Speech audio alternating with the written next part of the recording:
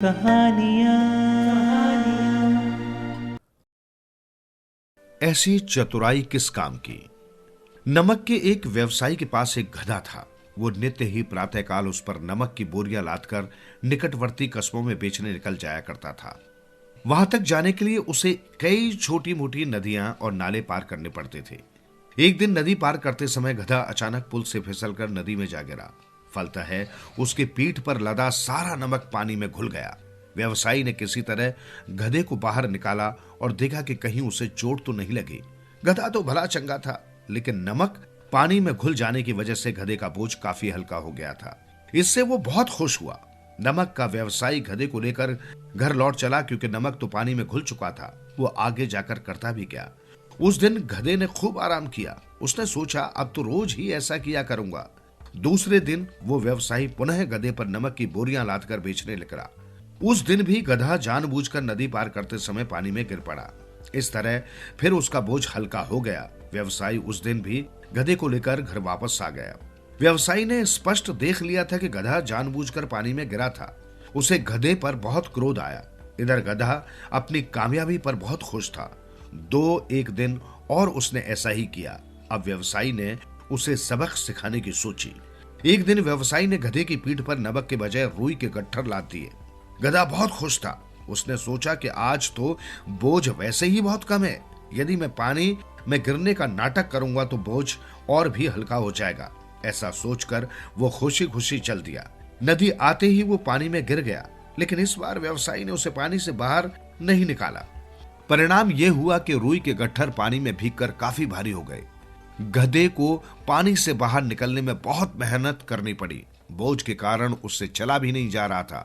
व्यवसायी तो पहले ही उससे भुना बैठा था, क्योंकि उसने उसका काफी नमक पानी में बहा दिया था। जब गधा चल नहीं पाया तो उसने डंडे से उसकी जमकर पिटाई की। उस दिन के बाद से गधे ने जानबूझकर पानी में गिरने की आदत छोड़ दी। इस कथा का सार यही है, चतुराई तब तक चतुराई रहती है जब तक दूसरे उसे भाप न सके। इसलिए चतुर बने तो साथ ही सियाना बनने की योग्यता भी रखें। गधा तो फिर गधा था, नहीं जानता था कि काठ की हांडी बार बार नहीं चढ़ती। जिस दिन उसके मालिक को उसकी चतुराई का पता चला, उसी दिन उसका खेल खत्म हो गया। घोड़ा और गधा। एक धोबी था, उसके पास एक घोड़ा और एक गधा था। एक दिन वो दोनों को बाजार लेकर जा रहा था। उस दिन धूप बहुत तेज थी। धोबी ने गधे की पीठ पर कपड़ों के बड़े बड़े गट्ठर लाद रखे थे, जबकि घोड़े की पीठ पर कुछ नहीं था। गधा बोझ के भार से इतना दुखी था कि उससे चला भी नहीं जा रहा था। वो घोड़े से बोला, मित्र, मैं बोझ से मरा जा रहा हूं, थोड़ा बोझ तुम भी अपनी पीठ पर ले लो। घोड़ा बोला, अरे वाह, मैं भला क्यों तुम्हारा बोझ ला दूं? ये बोझ तुम्हारा है और तुम्हें ही इसे ढोना पड़ेगा। हम तो शाही सवारी हैं, ये काम हमारा थोड़ी ही है। घोड़े की बात सुनकर बेचारा गधा चुप हो गया, लेकिन थोड़ी देर बाद बोझ की अधिकता के कारण गधे के पैर लड़खड़ाने लगे और वो बीच रास्ते में गिर पड़ा। प्यासा होने के कारण उसकी आंखें बाहर निकल आई। धोबी ने जब गधे की ये दुर्दशा देखी तो उसे अपनी भूल का एहसास हुआ। उसने गधे को पानी पिलाया और उसकी पीठ का सारा बोझ घोड़े की पीठ पर लाद दिया। सचमुच बोझ बहुत अधिक था। बोझ के कारण घोड़े के पैर भी लड़खड़ाने लगे। घोड़ा सोचने लगा, अगर मैंने गधे की बात मानकर उसका कुछ भार पहले ही अपनी पीठ पर ले लिया होता तो ये नौबत ही नहीं आती। अब तो मुझे ही सारा बोझ लादकर बाजार तक जाना होगा। इस कहानी का सार यही है, पहली भूल तो गधे और घोड़े के मालिक ने की कि सारा बोझ गधे पर ही लाद दिया। दूसरी भूल घोड़े ने की और गधे का बोझ बांटने से इनकार कर दिया। घोड़ा भूल गया था कि दुख बांटने से हल्का होता है और सुख बांटने से बढ़ता है। घोड़े को अपने मिथ्या अभिमान की कीमत चुकानी पड़ी, क्योंकि बाद में सारा बोझ उसकी ही पीठ पर लादा गया। पंचजन्य। श्री कृष्ण और बलराम गोकुल एवं वृंदावन में ग्वालों के रूप में और बिना किसी औपचारिक शिक्षा के बड़े हुए थे। दोनों बालक तेज तर्रार, साहसी और अच्छे रणनीतिकार थे। जब वे मथुरा आए, कंस का वध किया, अपने माता पिता से दोबारा मिले और उन्हें पता चला कि वे राज परिवार से थे, तो परिवार के कुछ बुजुर्गों ने जोर देकर कहा कि बालकों को उनकी राजकीय स्थिति के अनुरूप औपचारिक शिक्षा दी जानी चाहिए। सो उन्हें शिक्षा ग्रहण करने के लिए गुरु संदीपनी के आश्रम में भेजा गया। आश्रम में दोनों बालकों की सुदामा नाम के एक ब्राह्मण बालक से अच्छी मित्रता हो गई और तीनों बालकों ने साथ में शीघ्र ही अपनी शिक्षा पूरी कर ली। एक तेज बालक होने के नाते श्री कृष्ण ने महसूस किया कि गुरु और उनकी पत्नी के हृदय में भारी उदासी है। जब उनका गुरु से विदा लेने का समय आया तो कृष्ण ने पूछा, गुरुवर, आपने हमें इतने कम समय में इतना सिखाया है, हम इसके लिए आपके आभारी हैं और आपको गुरु दक्षिणा देना चाहते हैं। कृपया हमें बताएं कि हम आपके लिए क्या कर सकते हैं। गुरु संदीपनी ने स्नेह से कहा, आप जैसे बालकों को पढ़ाना मेरे लिए सम्मान की बात थी। आपके माता पिता मेरा और मेरे परिवार का ध्यान रखेंगे। मुझे आपसे कुछ भी नहीं चाहिए, किंतु मैंने देखा है कि आप और गुरु माता हमेशा उदास रहते हैं। मुझे पता नहीं कि क्यों, किंतु क्या कोई रास्ता है जिससे मैं आपकी उदासी कुछ दूर कर सकूं? क्या मैं इस विषय में आप दोनों की कोई सहायता कर सकता हूँ? श्री कृष्ण ने जोर देकर पूछा। गुरु माता फूट फूट कर रोने लगी। फिर स्वयं को संभालने के बाद उन्होंने कहा, प्रभास तीर्थ के समुद्र तट पर टहलते समय हमारे एकमात्र पुत्र का पंचजन कबीले के मुखिया ने अपहरण कर लिया था। हम अपने पुत्र को वापस पाने में असफल रहे और यही वो दुख है जो तुम हमारे भीतर देख रहे हो। क्या तुम हमारी सहायता कर पाओगे? मैं इससे अच्छी गुरु दक्षिणा के बारे में नहीं सोच सकती। मैं उसे वापस ले आऊंगा। गुरु माता, मैं आपको वचन देता हूँ, श्री कृष्ण जी ने आत्मविश्वास के साथ कहा। श्री कृष्ण और बलराम प्रभास तीर्थ गए और अधिक से अधिक जानकारी एकत्रित करने में लग गए। उन्हें पता चला कि पंचजन कबीले का मुखिया शकासुर नाम का एक असुर था जो समुद्र के भीतर रहता था। कभी कभी वो अपने निवास से निकलकर धरती पर लोगों को कष्ट पहुंचाने के लिए आता था। वो उन्हें पकड़कर कैद कर लेता था और दासों की तरह काम करने पर विवश कर देता था। श्री कृष्ण जी और बलराम ने शाकासुर से युद्ध करने का निश्चय किया और उसकी खोज में गहरे समुद्र में कूद गए। जब शाकासुर ने उन्हें आते देखा तो उसे ये सोचकर बहुत प्रसन्नता हुई कि बिना ढूंढे उसे काम करने के लिए 2 और दास मिल गए थे। श्री कृष्ण जी ने शाकासुर के आसपास कई बालक देखे और वे समझ गए कि उनके गुरु का पुत्र भी उन्हीं के बीच होगा। उन्होंने ये भी देखा कि शाकासुर के पास एक आकर्षक शंख था। श्री कृष्ण जी तैरते हुए सीधे शाकासुर के सामने आ गए। इन बालकों को मुक्त कर दो, उन्होंने आदेश दिया। जैसा कि श्री कृष्ण का अनुमान था, शाकासुर ने अपने सैनिकों को आज्ञा दी, इन दोनों किशोरों को पकड़ लो। और बस ऐसे ही युद्ध आरंभ हो गया। दोनों भाइयों ने शाकासुर को आसानी से हरा दिया और आत्मसमर्पण करने पर विवश कर दिया। मुझे वचन दो कि तुम अब कभी किसी का अपहरण नहीं करोगे, श्री कृष्ण जी ने आदेश दिया। शाकासुर ने सिर झुकाकर कहा, नहीं करूंगा प्रभु, मैं वचन देता हूँ, कृपया मुझे क्षमा कर दें।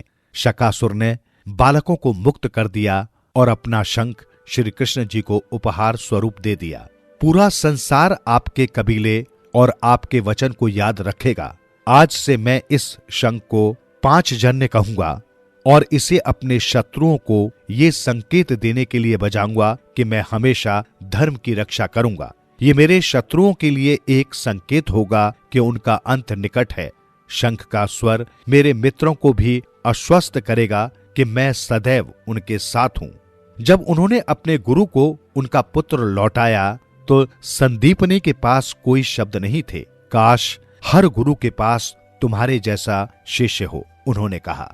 मैं चाहता हूं कि मुझे प्रभु के शिक्षक के रूप में याद किया जाए, भले ही मैं बहुत लघु अवधि के लिए आपका गुरु था। श्री कृष्ण जी रुक्मणी के स्वयंवर के समय शंख फूंकने के लिए प्रसिद्ध हैं। रुक्मणी जी श्री कृष्ण से प्रेम करती थीं और उनके साथ विवाह करना चाहती थीं। हालांकि कृष्ण जी ने चुपचाप भाग जाने से स्पष्ट मना कर दिया था। मैं चाहता हूं कि पूरे संसार को पता चले कि मैं तुम्हें तुम्हारी स्वीकृति के साथ ले जा रहा हूं, रुक्मिणी, उन्होंने कहा और शंख फूंकने के बाद ही उसे अपने साथ ले गए।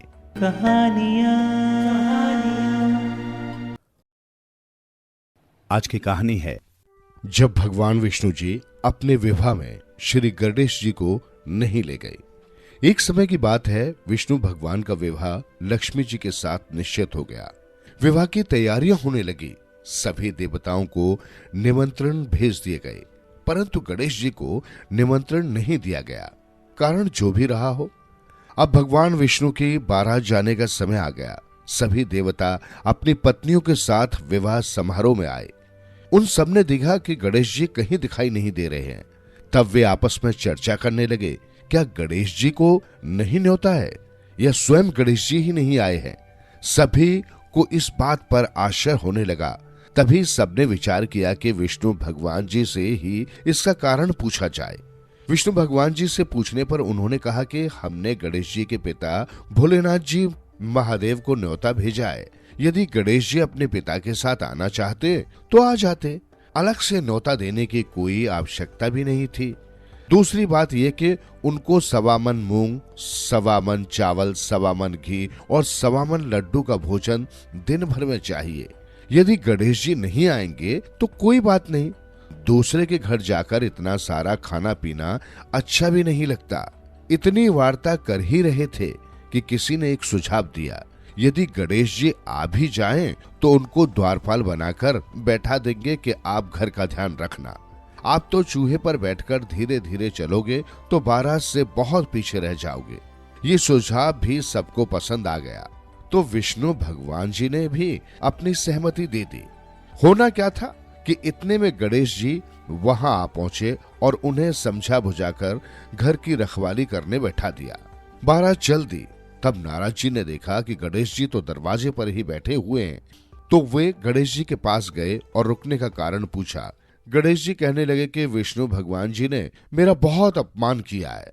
नारद जी ने कहा कि आप अपनी मूषक सेना को आगे भेज दें तो वो रास्ता खोद देगी, जिससे उनके वाहन धरती में धंस जाएंगे। तब आपको सम्मान पूर्वक बुलाना पड़ेगा। अब तो गणेश जी ने अपनी मूषक सेना जल्दी से आगे भेज दी और सेना ने जमीन पोली कर दी। जब बारात वहां से निकली तो रथों के पहिए धरती में धंस गए। लाख कोशिश की परंतु पहिए नहीं निकले। सभी ने अपने अपने उपाय किए परंतु पहिए नहीं निकले, बल्कि जगह जगह से टूट गए। किसी की समझ में नहीं आ रहा था कि अब क्या किया जाए। तब तो नारद जी ने कहा, आप लोगों ने गणेश जी का अपमान करके अच्छा नहीं किया। यदि उन्हें मनाकर लाया जाए तो आपका कार्य सिद्ध हो सकता है और ये संकट टल सकता है। शंकर भगवान जी ने अपने दूत नंदी को भेजा और वे गणेश जी को लेकर आए। गणेश जी का आदर सम्मान के साथ पूजन किया। तब कहीं रथ के पहिए निकले। अब रथ के पहिए निकल तो गए परंतु वे टूट फूट गए, तो उन्हें सुधारे कौन? पास के खेत में खाती काम कर रहा था, उसे बुलाया गया। खाती अपना कार्य करने के पहले श्री गणेशः नमः कहकर गणेश जी की वंदना मन ही मन करने लगा। देखते ही देखते खाती ने सभी पहियों को ठीक कर दिया। तब खाती कहने लगा कि हे देवताओं, आपने सर्वप्रथम गणेश जी को नहीं मनाया होगा और न ही उनकी पूजा की होगी, इसलिए तो आपके साथ ये संकट आया है। हम तो मूर्ख अज्ञानी हैं, फिर भी पहले गणेश जी को पूजते हैं, उनका ध्यान करते हैं। आप लोग तो देवतागण हैं, फिर भी आप गणेश जी को कैसे भूल गए? अब आप लोग भगवान श्री गणेश जी की जय बोलकर जाएं तो आपके सब काम बन जाएंगे और कोई संकट भी नहीं आएगा। ऐसा कहते हुए बारात वहां से चल दी और भगवान विष्णु जी का लक्ष्मी जी के साथ विवाह संपन्न करा के सभी सकुशल घर लौट आए। तो बोलिए गजानन भगवान की जय। मूर्ख को समझाना बेकार। एक बार किसी मूर्ख व्यापारी ने एक घोड़े पर एक तरफ 2 मन गेहूं लाद दिया तथा दूसरी ओर 2 मन रेत डाल ली कि बोझ बराबर हो जाए और घोड़े को तकलीफ न हो। एक गरीब आदमी ने, जो उसे बोझ लादते देख रहा था, पूछा, श्रीमान, ये आप क्या कर रहे हैं? व्यापारी बोला, एक तरफ गेहूं और दूसरी तरफ भार बराबर करने के लिए रेत है। वो आदमी कहने लगा कि अगर 2 मन गेहूं को 1 मन एक ओर और 1 मन दूसरी ओर डाल लेते तो क्या था? घोड़े वाले ने कहा, तेरी कितनी दौलत है? उसने कहा कि बस जान ही जान है। तो घोड़े वाले ने कहा कि मेरे साथ बात मत कर, कहीं मैं भी तेरा जैसा गरीब न हो जाऊं। अपनी अक्ल और बदकिस्मती अपने पास रख। सो नासमझ लोग सलाह लेने के लिए तैयार नहीं होते। इसी तरह संत भी शिक्षा देते हैं, पर हम उनकी एक नहीं सुनते। श्री राम जी द्वारा नश्वर शरीर का त्याग। जब सीता जी अपनी बात और सम्मान पर बार बार प्रश्न उठाए जाने से दुखी होकर माता पृथ्वी की गोद में समाकर अंतर्धान हो गई और लव कुश युवा हो गए, तब ब्रह्मा जी ने निर्णय लिया कि अब श्री राम के स्वर्ग में लौटने का समय आ गया था। उन्होंने पृथ्वी पर अपना उद्देश्य पूरा कर लिया था, इसलिए उन्होंने समय को एक भटकते साधु के रूप में पृथ्वी पर भेजा। साधु पृथ्वी पर आकर श्री राम से मिले और बोले, मुझे आपसे अति महत्वपूर्ण विषयों पर चर्चा करनी है प्रभु, किंतु एक शर्त पर। न तो कोई हमारी बातें सुनेगा और न ही किसी प्रकार की बाधा उत्पन्न करेगा। राम जी ने मुस्कुराकर कहा, ये कोई समस्या नहीं है, मेरे द्वारपाल इस बात का ध्यान रखेंगे। साधु ने सिर हिलाया, नहीं राम, जब दबाव बढ़ता है तब द्वारपाल हार मान लेते हैं। इसलिए मैं आपसे अनुरोध करता हूं कि आप अपने सबसे विश्वास पात्र व्यक्ति को द्वार पर खड़ा करें और उसे अच्छे से समझा दें कि हमारी बातों में कोई बाधा उत्पन्न न करे, अन्यथा उसे मृत्यु दंड दिया जाएगा। राम को इस विचित्र अनुरोध पर आश्चर्य हुआ। उन्होंने अनुमान लगा लिया कि उनके सामने खड़ा व्यक्ति जो दिख रहा था उससे कहीं अधिक था। उन्होंने कहा, ठीक है, मेरा छोटा भाई लक्ष्मण द्वार की रक्षा करेगा, ये मेरी आज्ञा कभी नहीं टालेगा। राम लक्ष्मण की ओर मुड़े और बोले, हे लक्ष्मण, तुमने हमारा वार्तालाप सुन लिया है। मैं तुमसे अनुरोध करता हूं भाई कि तुम सुनिश्चित करो कि कोई हमारे वार्तालाप में बाधा न डाले। ध्यान रखना कि हमारी बातें तुम्हारे कानों में न जाए और किसी भी परिस्थिति में तुम हमारी बातचीत में बाधा मत डालना। लक्ष्मण ने सहमति में सिर हिलाया और बाहर चले गए। उन्होंने अपने पीछे द्वार बंद कर दिया और उसकी सुरक्षा में खड़े हो गए। जब राम जी और साधु अकेले रह गए, तब साधु ने अपना रूप बदल लिया और अपनी वास्तविक पहचान बताई। हे प्रभु राम, मैं समय हूं। मनुष्य के रूप में आपका समय समाप्त हो चुका है। आप अपना कर्तव्य पूरा कर चुके हैं। अब समय आ गया है कि आप अपना राज्य सौंप दें और स्वर्ग वापस लौट जाएं। मैं स्वीकार करता हूं, मैं तैयार हूं। राम जी ने बिना हिचकिचाए उत्तर दिया। इसी बीच ऋषि दुर्वासा राम के महल में आए। उन्होंने लक्ष्मण को देखा और कहा, मैं इसी समय आपके भ्राता से मिलना चाहता हूं। ये इक्ष्वाकु वंश के लिए बहुत महत्वपूर्ण और आवश्यक है। लक्ष्मण ने उन्हें रोक दिया। ऋषिवर, मैं उन्हें आपके आगमन के संबंध में अभी सूचित नहीं कर सकता। भीतर एक महत्वपूर्ण बैठक चल रही है। ऋषि क्रोधित हो गए। इसका क्या तात्पर्य है?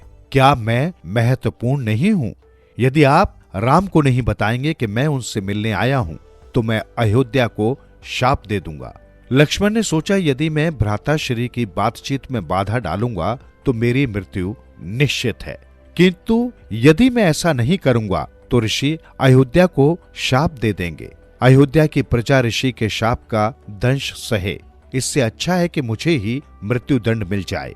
अयोध्या को सदा समृद्ध और सुरक्षित रहना चाहिए। ये सोचकर लक्ष्मण ने द्वार खटखटा दिया। खटखटाने का स्वर सुनकर समय ने राम को देखा और कहा, अब अंत आ गया है। वो आपको बताएगा कि आपको कैसे जाना है।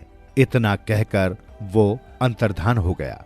लक्ष्मण ने कक्ष में प्रवेश किया और श्री राम को बताया कि दुर्वासा ऋषि बाहर खड़े हैं और उनसे मिलना चाहते हैं। राम समझ गए कि ऋषि ही वे दूत थे जिसके बारे में समय ने बताया था। उन्होंने ऋषि की ओर शांत व चिंता रहित भाव से देखा और पूछा, ऋषिवर, मैं आपकी क्या सहायता कर सकता हूं? आपको यहां देखकर मुझे प्रसन्नता हो रही है। मैंने बहुत लंबे समय तक तपस्या की है और मुझे आभास हो गया है कि समय एक साधु के वेश में आपसे मिलने आएगा। आप सावधान रहें। ऋषि ने चेतावनी दी। श्री राम जी ने मुस्कुराकर सिर हिला दिया और लक्ष्मण से अनुरोध किया, कृपया ऋषिवर के लिए उचित व्यवस्था कर दो। नहीं, मैं शीघ्रता में हूं और मैंने अपना कर्तव्य पूरा कर दिया है। दुर्वासा ने कहा। फिर वे मुड़े और वहां से चले गए। श्री राम जी बहुत दुखी मनोदशा में थे। वे याद कर रहे थे कि कैसे लक्ष्मण ने सदैव उनका साथ दिया था, चाहे वो गुरुकुल में हो या वनवास में, लंका में या सीता को वन में छोड़ना। लक्ष्मण उनकी परछाई की तरह साथ थे, चुपचाप उनके पीछे खड़े हुए। अब उन्हें लक्ष्मण को मृत्युदंड देना था। यदि वे ऐसा नहीं करेंगे तो समय को दिया उनका वचन टूट जाएगा। दिया हुआ वचन पूरा करने की परंपरा का रघुवंश द्वारा प्राण देकर भी पालन किया जाता था।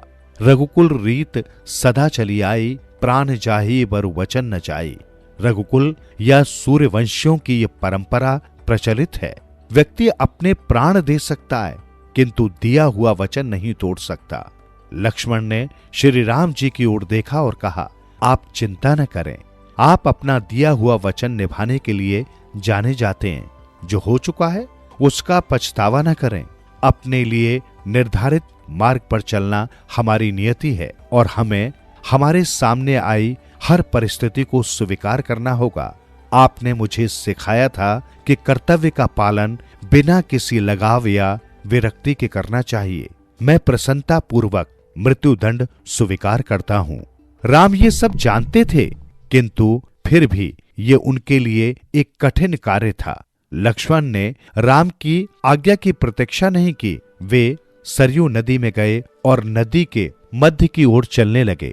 उन्होंने रहस्यवादी योग का अभ्यास किया और स्वयं को आदिशेष नागों के राजा, जिन पर भगवान विष्णु सदैव निवास करते हैं, के अपने मूल रूप में परिवर्तित कर लिया। लक्ष्मण के जाने के बाद राम जी ने भरत को अपने उत्तराधिकारी के रूप में नियुक्त करके स्वयं भी सरयू नदी में जाने का निश्चय किया, किंतु भरत ने ये प्रस्ताव अस्वीकार कर दिया। हे भैया राम, आपके बिना ये राज्य किसी काम का नहीं है। मैं सदा से आपका हिस्सा रहा हूँ। आप जो भी करेंगे मैं भी वही करूंगा, भरत ने कहा। तब राम ने शत्रुघ्न की ओर देखा। बिना हिचकिचाए शत्रुघ्न ने कहा, जहां भरत जाएंगे शत्रुघ्न भी वहीं जाएगा। मुझे इस राज्य की आवश्यकता नहीं है। अंत में राम ने राज्य और संपत्ति विभाजित करने का निर्णय लिया। उन्होंने कुश को कौशल राज्य का उत्तरी भाग एवं लव को दक्षिणी भाग दिया और राज्य का एक एक हिस्सा अपने भाइयों लक्ष्मण, भरत व शत्रुघ्न के पुत्रों को दिया। राज्य की प्रजा को राम जी की योजना के बारे में पता चला तो वे दुखी हो गए। वे सब सरयू नदी के तट पर एकत्र हो गए। राम जी ने सबसे विदा ली और स्वयं को सरयू के जल में डुबो दिया। उनके बाद भरत और फिर शत्रुघ्न भी उसी प्रकार सरयू में समा गए। इस प्रकार दशरथ के पुत्र सरयू नदी के साथ एक हो गए और पृथ्वी को छोड़कर चले गए। श्री राम जी महाविष्णु में परिवर्तित हो गए। भरत और शत्रुघ्न क्रमशः शंख व चक्र में बदल गए। आदिशेष ने अपना फन महाविष्णु के ऊपर और पीछे फैला लिया। इस प्रकार वे दर्शकों को देखते देखते स्वर्ग की ओर चले गए। आज सरयू नदी अयोध्या जिले में बहती है, जो उत्तर प्रदेश राज्य में है। नदी के तट पर एक घाट है और चारों भाइयों के लिए 4 मंदिर हैं, जो साथ जिए और मृत्यु का वर्ण भी साथ में किया।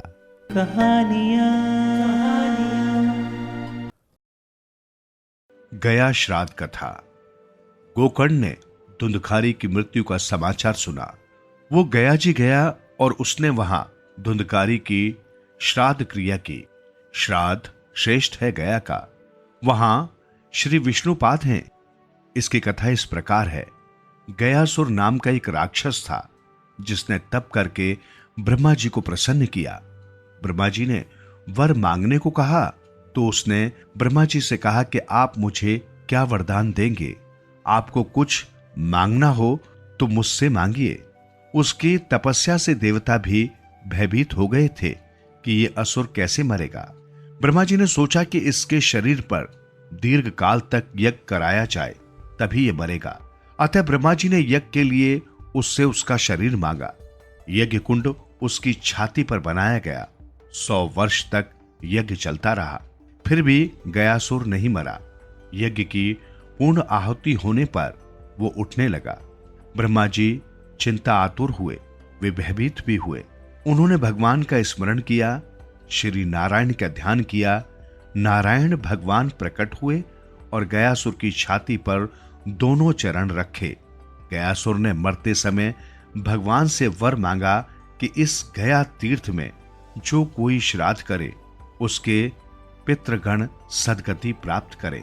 भगवान ने उससे वर दिया कि जो तेरे शरीर पर अर्थात गया में पिंडदान करेगा उसके पितरों की मुक्ति होगी। भगवान ने गयासुर को भी मुक्ति दी। भगवान के वरदान के कारण गया जी में पितृ श्राद्ध करने वालों के पितरों की मुक्ति होती है। गोकर्ण बाद में अपने घर को लौटा। रात में उसने किसी के रोने की आवाज सुनी। मनुष्य पाप करता हुआ तो हंसता है, पर पाप का दंड जब भुगतना पड़ता है तब वो रोता है। एक ही माता पिता के पुत्र होने पर भी गोकर्ण देव बना और धुंधकारी प्रेत। देव होना या प्रेत होना तुम्हारे अपने हाथों में है। गोकर्ण ने पूछा, तू कौन है? तेरी ऐसी दशा क्यों हुई? तू भूत है, पिशाच है या राक्षस? प्रेत बना धुंधकारी बोला, मैं तुम्हारा भाई धुंधकारी हूं। तब गोकर्ण ने कहा, तेरे लिए मैंने गया में पिंडदान किया, फिर भी प्रेत योनि से तू मुक्त क्यों न हुआ? प्रेत ने कहा, गया श्राद्ध शते नापी मुक्तिम न भविष्यति। चाहे कितने भी गया श्राद्ध करो फिर भी मुझे मुक्ति नहीं मिलेगी। केवल श्रद्धा मात्र मेरा उद्धार नहीं कर सकता। गोकर्ण ने पूछा, तुझे सद्गति कैसे मिलेगी? क्या करूं? फिर सोचकर कहता है कि मैं कल सूर्य नारायण से पूछूंगा। दूसरे दिन गोकर्ण ने सूर्य नारायण को अर्घ्य दिया और उनसे कहा, महाराज जरा रुकिए। सूर्य नारायण रुक गए। ये त्रिकाल संध्या का फल है। ब्राह्मण को चाहिए कि वो त्रिकाल संध्या करने से कभी न चूके। त्रिकाल संध्या करने वाला न तो कभी मूर्ख रहता है और न ही कभी दरिद्र। सूर्य नारायण ने पूछा, क्या काम है मेरा? गोकर्ण ने कहा, मेरे भाई के उद्धार का कोई उपाय बताइए। सूर्य नारायण ने कहा, अपने भाई को सद्गति दिलाने की इच्छा हो तो भगवान की विधि पूर्वक कथा कर। श्राद्ध में जिस आत्मा की मुक्ति नहीं होती है उसे भागवत मुक्त करता है। भागवत शास्त्र मुक्ति शास्त्र है। भागवत से मुक्ति मिलती है। धुंधकारी को पाप से मुक्त कराने के लिए गोकर्ण ने भागवत सप्ताह का आयोजन किया। धुंधकारी वहां आया, किंतु उसे बैठने के लिए जगह न मिली तो वो 7 गांठ वाले बांस में प्रविष्ट हो गया। रोज एक के बाद एक गांठ टूटती गई। 7वें दिन परीक्षित मोह की कथा हुई तो बांस में से दिव्य पुरुष बाहर निकला। गोकर्ण को प्रणाम करके वो बोला, भाई प्रेत योनि से तूने मुझे मुक्त किया है। धन्य है भागवत कथा। जड़ बांस की गांठ टूटती है तो फिर चेतन की क्यों न टूटे। विवाह में 2 व्यक्तियों के दामन बांधे जाते हैं। पति पत्नी का स्नेह ही ग्रंथि है। इस ग्रंथि का छूटना कठिन है। परमात्मा की सेवा करने के लिए एक दूजे का साथ मिला है, ऐसा सोचें तो पति पत्नी सुखी हो सकते हैं। बांस में अर्थात वासनाओं में धुंधकारी रहा था। बांस की 7 गांठ अर्थात वासनाओं की 7 गांठ। वासना ही पुनर्जन्म का कारण है, अतः वासना को नष्ट करो। वासना पर विजय पाना ही सुखी होने का उपाय है, मार्ग है। मनुष्य मोह को नहीं छोड़ सकता। वासना अर्थात आसक्ति 7 प्रकार की होती है। नारी की आसक्ति, पति पत्नी की आसक्ति, पुत्र की आसक्ति, पिता पुत्र की आसक्ति, व्यवसायिक आसक्ति, द्रव्य की आसक्ति, कुटुंब की आसक्ति, घर बार की आसक्ति, गांव की आसक्ति। इन सभी आसक्तियों का त्याग करो। शास्त्र में काम, क्रोध, लोभ, मोह, मद, मत्सर और अविद्या को 7 गांठ कहा गया है। इनमें जीव बंधा हुआ है, जिसे मुक्त करने का प्रयत्न करना है। बांस वासना का रूप है। जीव वासनाओं में फंसा है। वासना से ही जीव में जीव भाव आया है। ये निष्काम से सकाम बना वासनाओं की ग्रंथियां जब तक न छूटे तब तक जीव भाव निर्मूल नहीं होता। कहानी एक मूर्ख। एक गांव में एक मूर्ख रहता था। मूर्ख था इसलिए अपनी तरह से उसे कुछ सोचता न था, सीखी सिखाई बातें कर लेता था। बस एक दिन जब वो अपनी ससुराल जा रहा था तो उसने अपने घर वालों से पूछा कि ससुराल में उसे क्या कहना चाहिए। उन्होंने उसे हाँ या ना कहने को कहा। जैसा भी मौका पड़े उसने बात पकड़ ली और फिर पूछा कि उन्हें क्या कहें जो रास्ते में मिले। उसे कहा गया कि वो उन्हें नमस्कार करे। वो चला। रास्ते में एक ऐसी जगह पहुंचा जहां एक चिड़ीमार झाड़ी में चिड़ियों को पकड़ने के लिए जाल लगाए बैठा था। मूर्ख ने उसे देखा और जैसे ही चिड़िया जाल में पड़ने वाली थी उसे बताई हुई बात याद आई। तब क्या था, वो जोर से चिल्लाया, नमस्कार। शोर सुनते ही चिड़िया उड़ गई। चिड़ीमार बहुत नाराज हुआ। उसने मूर्ख को खूब पीटा, फिर भी उसकी समझ में कुछ न आया। उसने चिड़ीमार से कहा, अच्छा तो क्या कहूं? चिड़ीमार ने बताया, ऐसा कहो कि आया करो। मूर्ख इस नई बात को लेकर आगे बढ़ा। कुछ दूर जाकर उसे चोर मिले और अब की बार उसने यही बात कही जो उसे चिड़ीमार ने बताई थी। अपने पेशे पर ऐसा व्यंग सुनकर वे भी बहुत नाराज हुए और उसे खूब पीटा।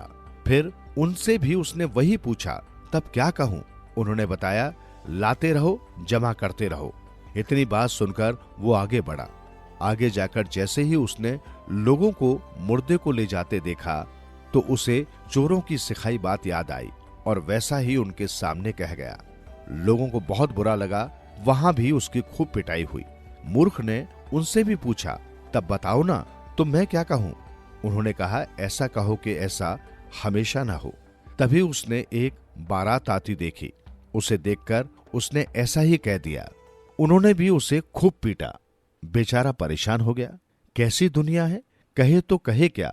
संध्या हो चली थी। आखिर वो अपनी ससुराल पहुंचा। सास ने पूछा, अच्छे तो हो? हाँ, मूर्ख ने कहा। मेरी बेटी अच्छी है? नहीं। बीमार है क्या? हाँ।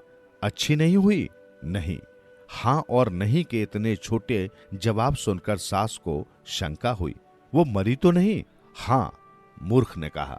इस पर उसकी सास फूट फूट कर रोने लगी। उसकी पत्नी ठीक थी पर उसकी मूर्खता ने बात का पतंगड़ बना दिया। थैली का संबल और दिखाई अकल कब तक साथ चल सकती है।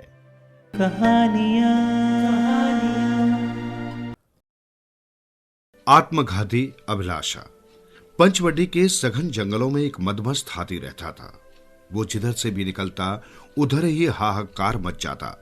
सभी जानवर प्राण बचाते हुए इधर उधर भाग खड़े होते। इसी भाग दौड़ में अनेक जानवर तो जीवन ही गंवा बैठते थे। दरअसल इस जंगल में अन्य जानवरों की अपेक्षा गीदड़ ही अधिक रहते थे और वे ही हाथी के पैरों तले अधिक रौंदे जाते थे। अतः इस संकट से निपटने के लिए गीदड़ों ने एक सभा की। उस सभा में एक बूढ़े गीदड़ ने प्रण किया कि वो अपने बुद्धि बल से हाथी का काम तमाम करेगा। उसकी बात सुनकर सभी भौचक्के रह गए। भला गीदड़ भी कहीं हाथी को मार सकता है? अगले दिन बूढ़ा गीदड़ बेखौफ होकर घने पेड़ों की आड़ में बैठे हाथी के पास पहुंचा और सर्वप्रथम हाथी को प्रणाम किया। कहो, तुम्हारा आगमन कैसे हुआ? हाथी ने आश्चर्य से उसकी तरफ देखते हुए कहा, बस मैं तो अपने राजा के दर्शन करने चला आया।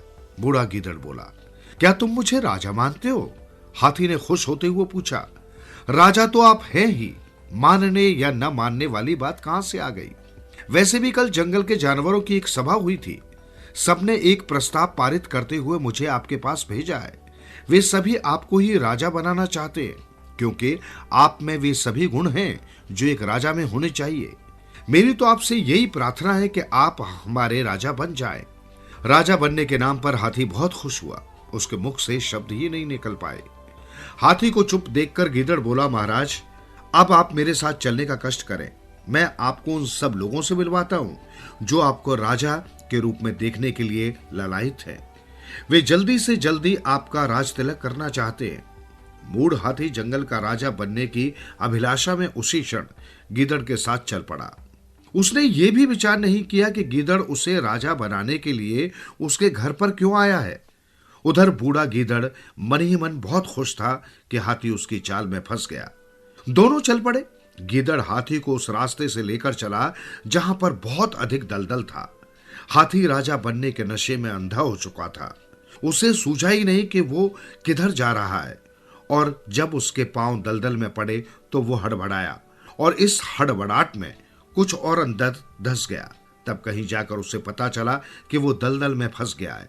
उसने पीछे हटना चाहा, मगर तब तक देर हो चुकी थी।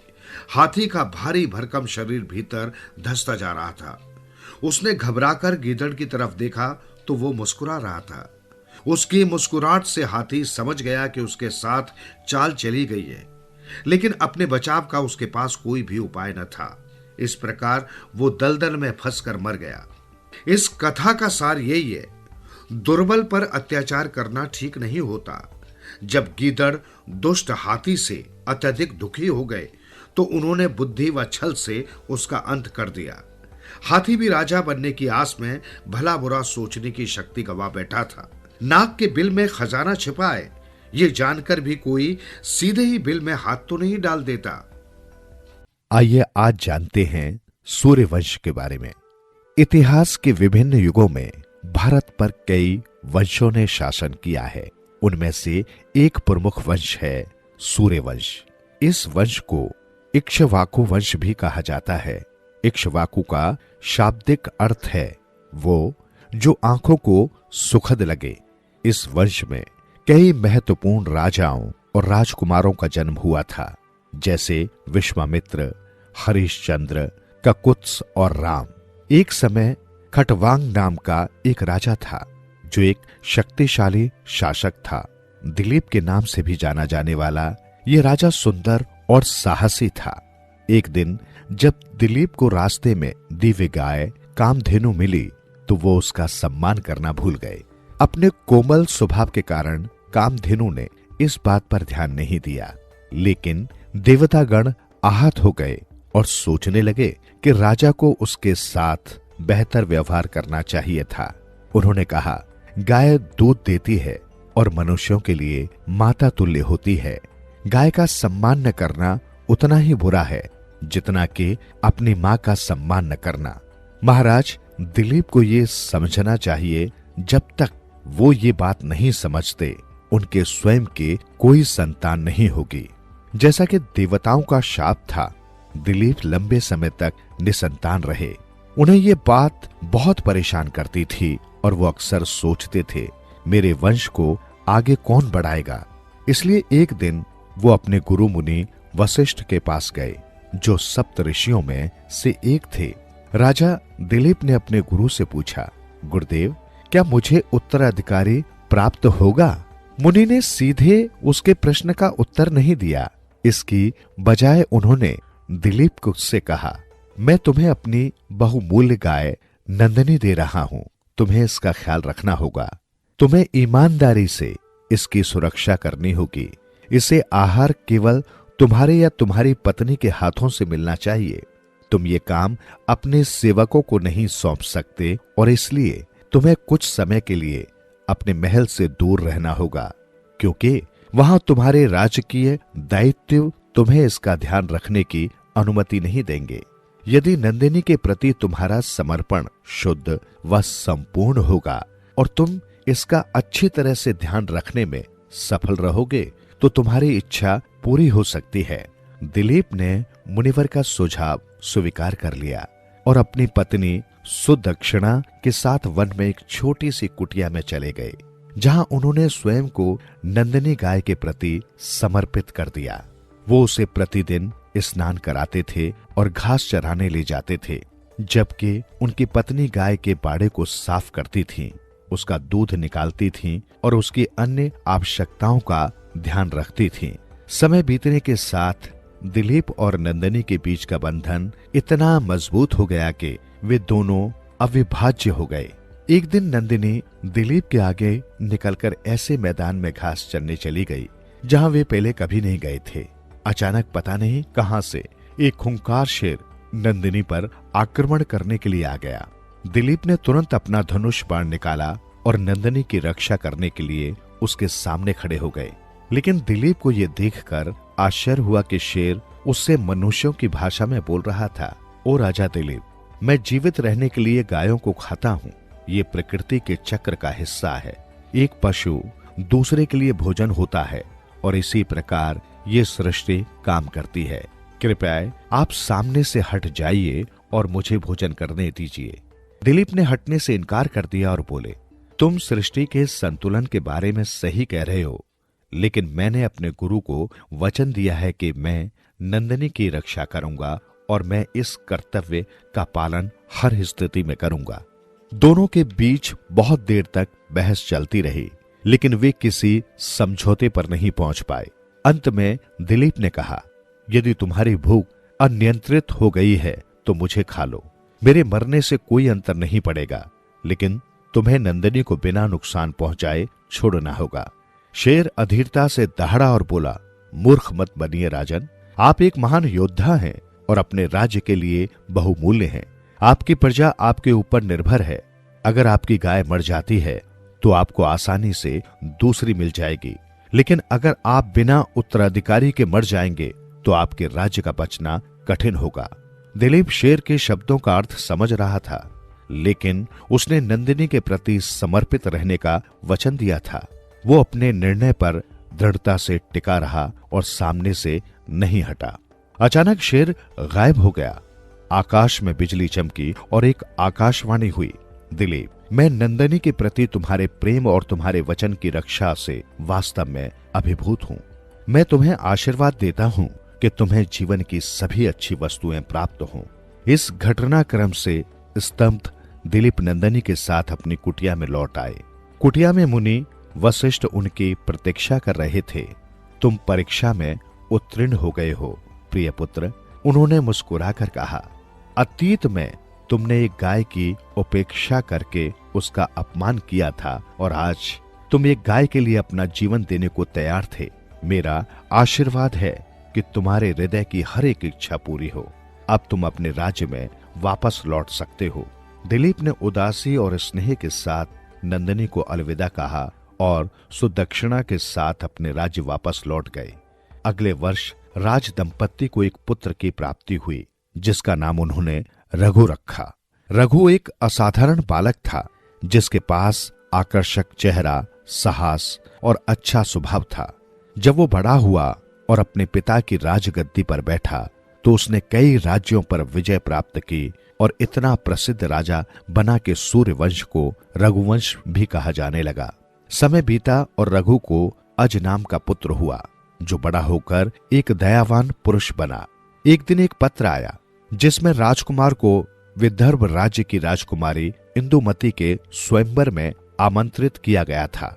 उन दिनों स्वयंवर की परंपरा प्रचलित थी, एक समारोह जिसमें एक राजकुमारी अपने लिए सबसे उपयुक्त वर का चुनाव करती थी। युवा राजकुमार विवाह के लिए राजकुमारी का हाथ जीतने की उम्मीद में एकत्रित होते थे। उनकी उपलब्धियों की घोषणा की जाती थी और फिर राजकुमारी अपना पति चुनती थी। इंदुमती ने जैसे ही अज को देखा, उनके गले में वरमाला डाल दी और इस प्रकार अपनी पसंद की घोषणा कर दी। दोनों का विवाह हो गया और जल्दी ही अज अपनी पत्नी के साथ अपने राज्य पर शासन करने लौट आए। समय के साथ इंदुमती और अज का एक पुत्र हुआ, जिसका नाम दशरथ रखा गया। एक दिन इंदुमती और अज राज्य के उद्यान में चहलकदमी कर रहे थे, जब अचानक आकाश से एक फूल आया और इंदुमती के ऊपर जा गिरा। वो तत्काल भूमि पर गिर गईं और उनके प्राण निकल गए। अज का हृदय टूट गया। उनकी प्रिय पत्नी उनसे छीन ली गई थी। उनके दुख की कोई सीमा नहीं थी और वो इंदुमती के ऊपर झुककर रोने लगे। उसी समय घुमंतु ऋषि नारद प्रकट हुए। वे भगवान विष्णु के परम भक्त थे और विभिन्न क्षेत्रों को पार कर सकते थे। उन्होंने महाराज अज को बताया कि फूल उनके तंबूरे से गिरा था। वो एक विशेष फूल था। अज और तुम्हारी पत्नी कोई साधारण स्त्री नहीं थी, वो एक अप्सरा थी, जिसे मानव अवतार लेने का श्राप मिला था।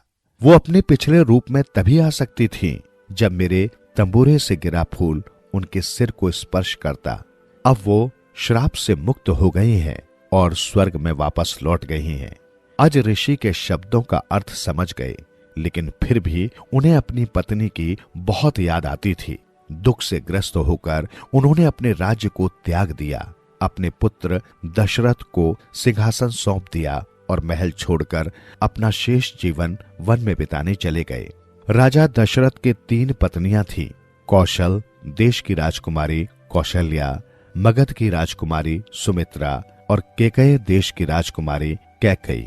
राजा दशरथ को अपनी तीनों रानियों से 4 पुत्र हुए, कौशल्या से राम, सुमित्रा से लक्ष्मण व शत्रुघ्न और केकई से भरत।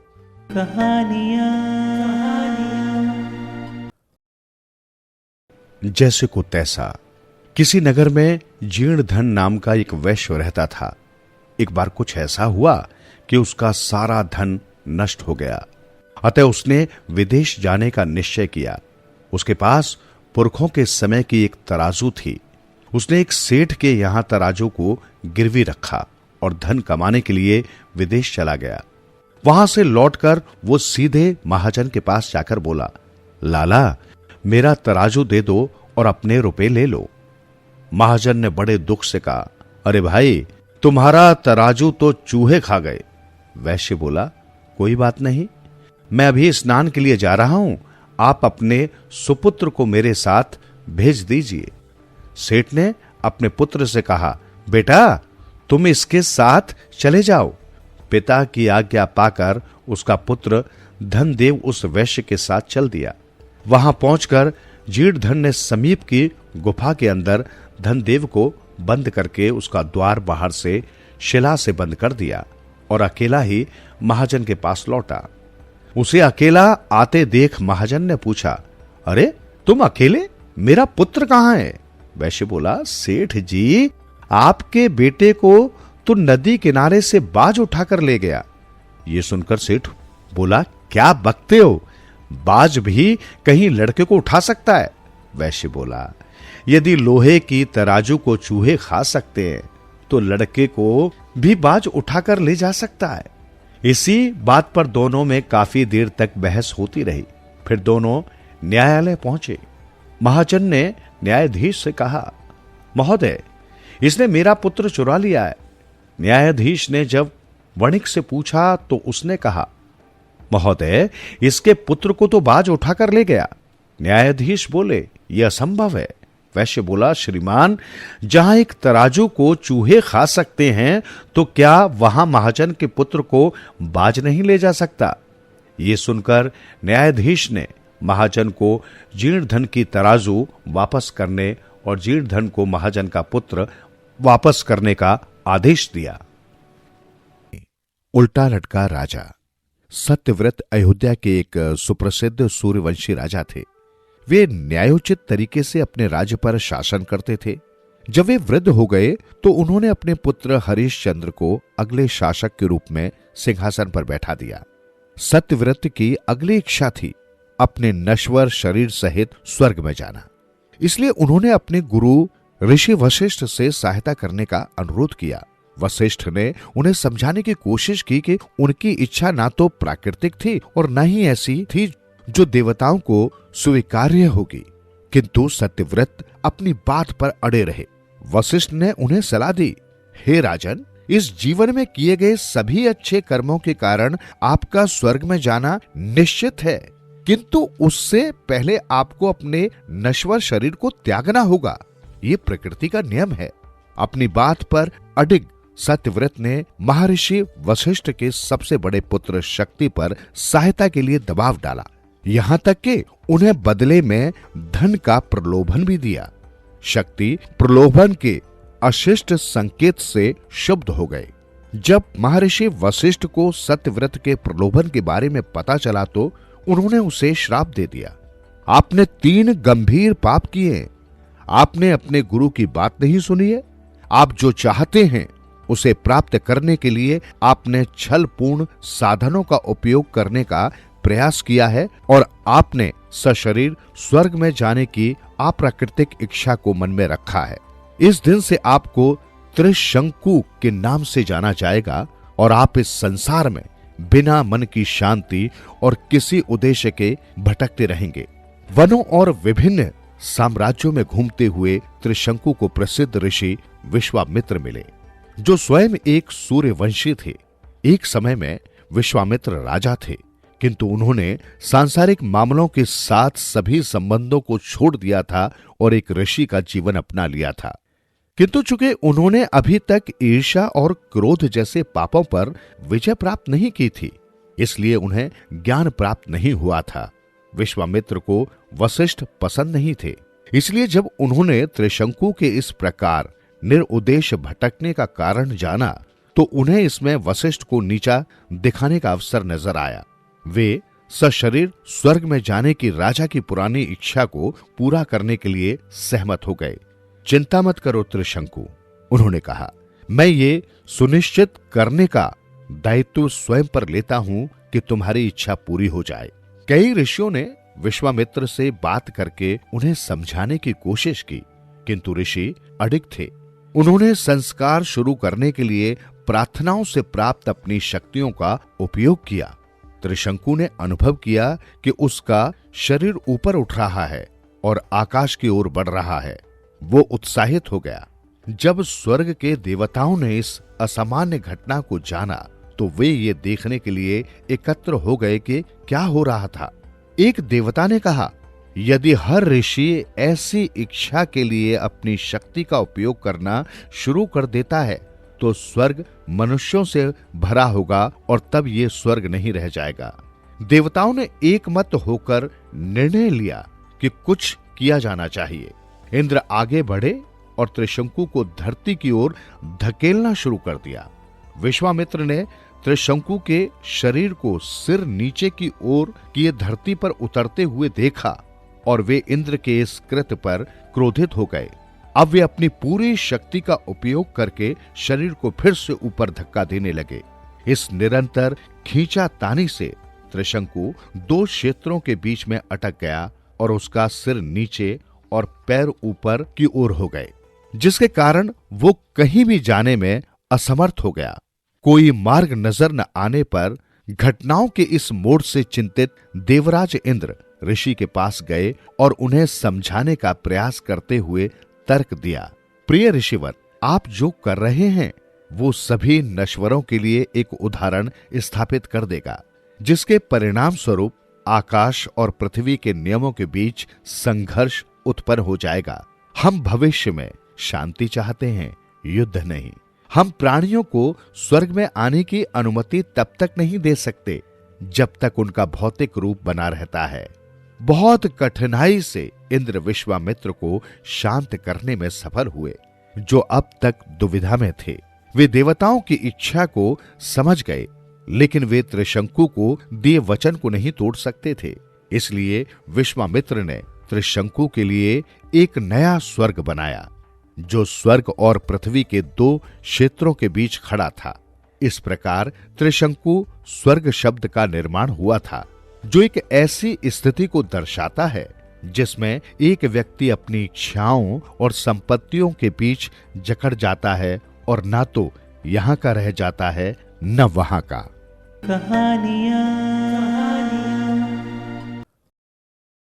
कर्म मार्ग, ज्ञान मार्ग और भक्ति मार्ग जीवन नारायण का अंश है। इसे तो उसी में मिल जाना है। इसके लिए शास्त्रों में अनेक उपाय कहे हैं। कर्म मार्ग, ज्ञान मार्ग तथा भक्ति मार्ग। उपनिषद से अर्थात उपनिषदों के ज्ञान से ईश्वर का अपरोक्ष साक्षात्कार होता है। परंतु श्री व्यास जी ने विचार किया कि उपनिषदों की भाषा गूढ़ है, सामान्य मनुष्य इसे नहीं समझ सकेंगे। उपनिषदों का ज्ञान है तो दिव्य परंतु विलासी लोग ऐसे दिव्य ज्ञान का अनुभव नहीं कर सकेंगे।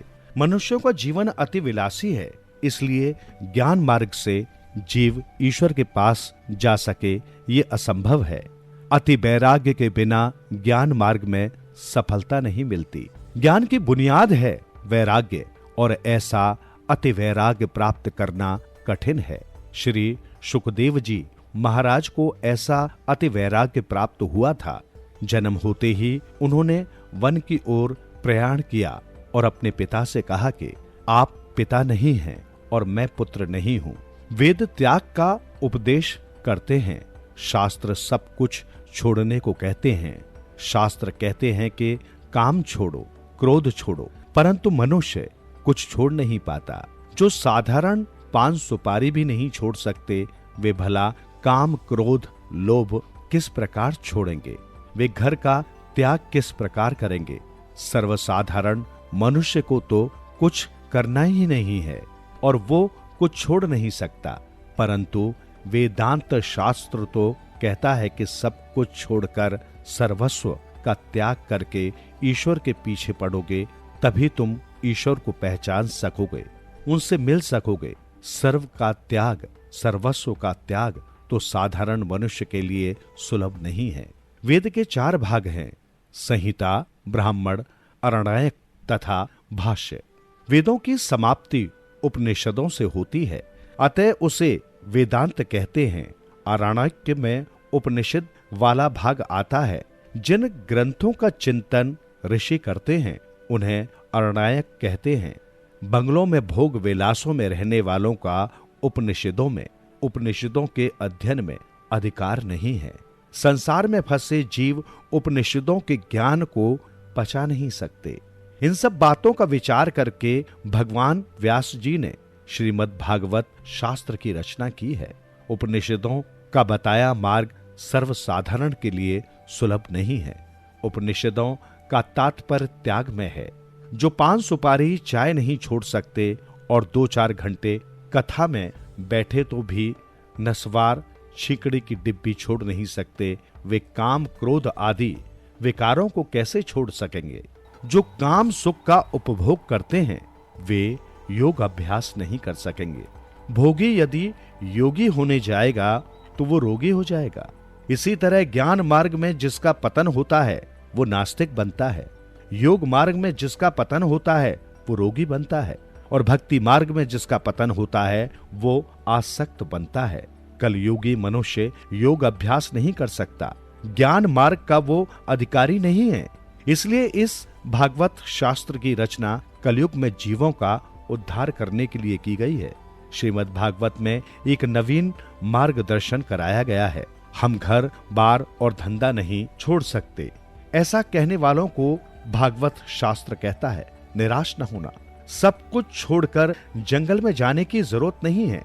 केवल जंगल में जाने से ही आनंद मिलता है ऐसा नहीं है। जीव जब सब प्रकार की प्रवृत्ति छोड़कर निवृत्ति में बैठता है तब भी मन में प्रवृत्ति के विचार आते हैं।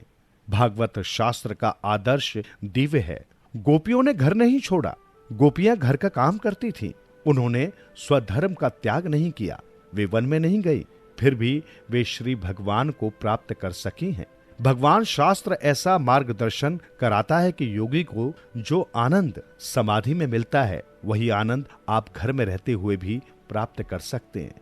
घर में रहकर भी आप प्रभु को प्रसन्न कर सकते हैं, उन्हें प्राप्त कर सकते हैं, परंतु आपका प्रत्येक व्यवहार भक्ति में हो जाना चाहिए। गोपियों का प्रत्येक व्यवहार ही भक्ति में बन गया था।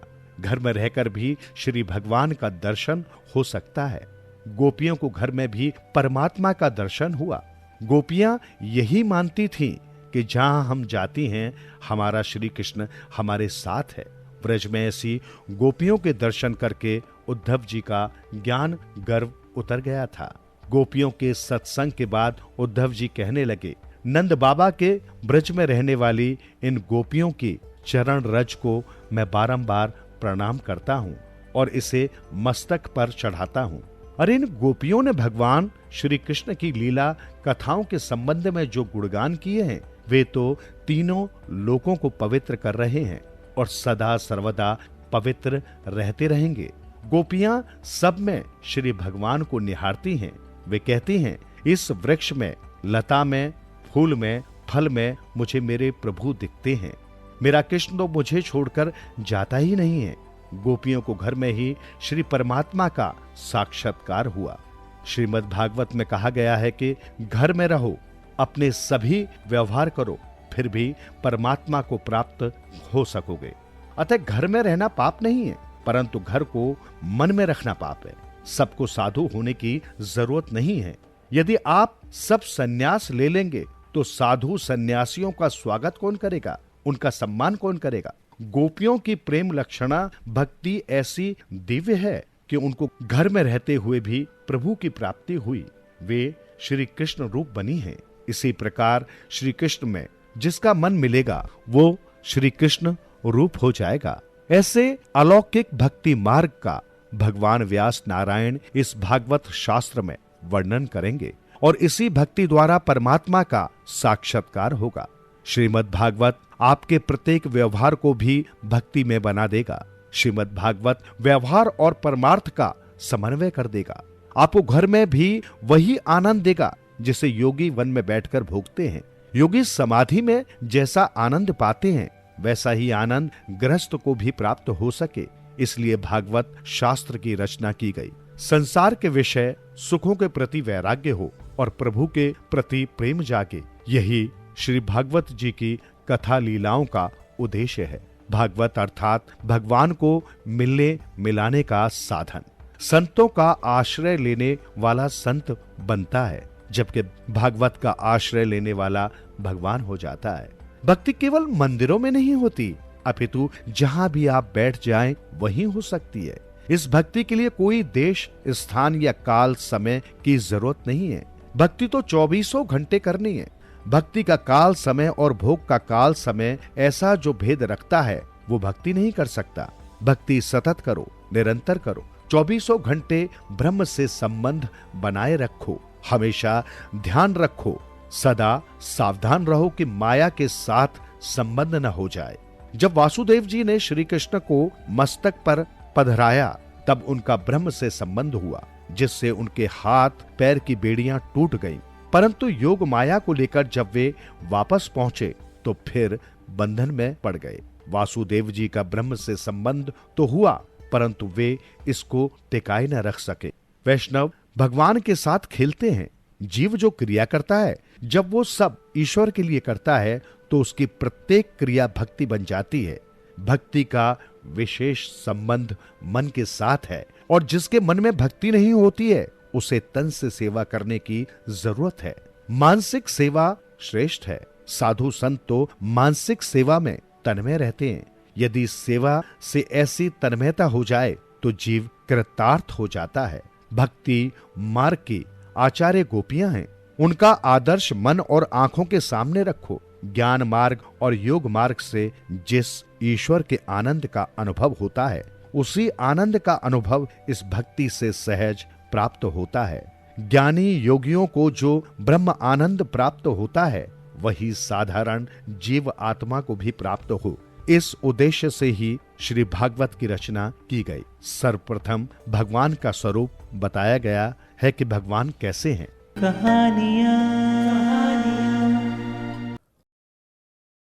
कौन असली विद्वान? किसी गांव में 4 मित्र साथ साथ रहते थे। उनमें से 3 मित्र बड़े विद्वान थे। एक मित्र हड्डियों द्वारा कंकाल तैयार कर देता था। दूसरा मित्र मंत्र द्वारा किसी भी कंकाल पर मांस चढ़ा देता था और तीसरा मित्र ढांचे में प्राण फूंकने की कला में निपुण था। उन तीनों में एक कमी थी कि वे कोई भी काम करने से पहले उसके परिणाम पर ध्यान नहीं देते थे। चौथा मित्र शिक्षित तो कम था लेकिन व्यवहारिक ज्ञान में निपुण था। एक बार चारों ही मित्र अपना अपना भाग्य आजमाने शहर की ओर चल पड़े। मार्ग में एक जंगल आया। वहां उन्हें एक पेड़ के नीचे कुछ हड्डियां पड़ी दिखाई दी। उनमें से एक उन हड्डियों का निरीक्षण करते हुए बोला, ये हड्डियां किसी शेर की हैं। इनको एकत्र कर मैं शेर का कंकाल तैयार कर सकता हूं। दूसरा बोला, मैं अपने ज्ञान से उस कंकाल पर मांस चढ़ाने के अतिरिक्त खाल से भी उसे ढक भी सकता हूं। तीसरा बोला, मैं अपनी विद्या से उसके निर्जीव शरीर में प्राण फूंक सकता हूं। व्यवहारिक ज्ञान में निपुण चौथे मित्र ने उनकी बातें सुनी तो दंग रह गया। फिर सोचने लगा, कहीं ऐसा ना हो कि ये जो कह रहे हैं उस पर अमल कर बैठे। अतः चेतावनी देते हुए बोला, मित्रों, शेर को जीवित करना हमारे हित में नहीं होगा। ये सुनकर पहला बोला, अरे ये तो निरा मूर्ख है, लगता है इसको हमारे ज्ञान से ईर्ष्या हो रही है। शेष दोनों मित्रों ने भी उसकी बात का समर्थन किया। वे तीनों अपने कहे पर अमल करते इससे पहले ही चौथा मित्र एक पेड़ पर चढ़कर बैठ गया। उस पेड़ पर बैठे देख तीनों मित्र हंसे। फिर वे अपने कार्य को अंजाम देने लगे।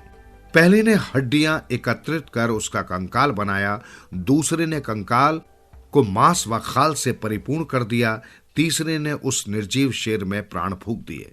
प्राणों का संचार होते ही शेर दहाड़ता हुआ उठ खड़ा हुआ और तीनों पर टूट पड़ा।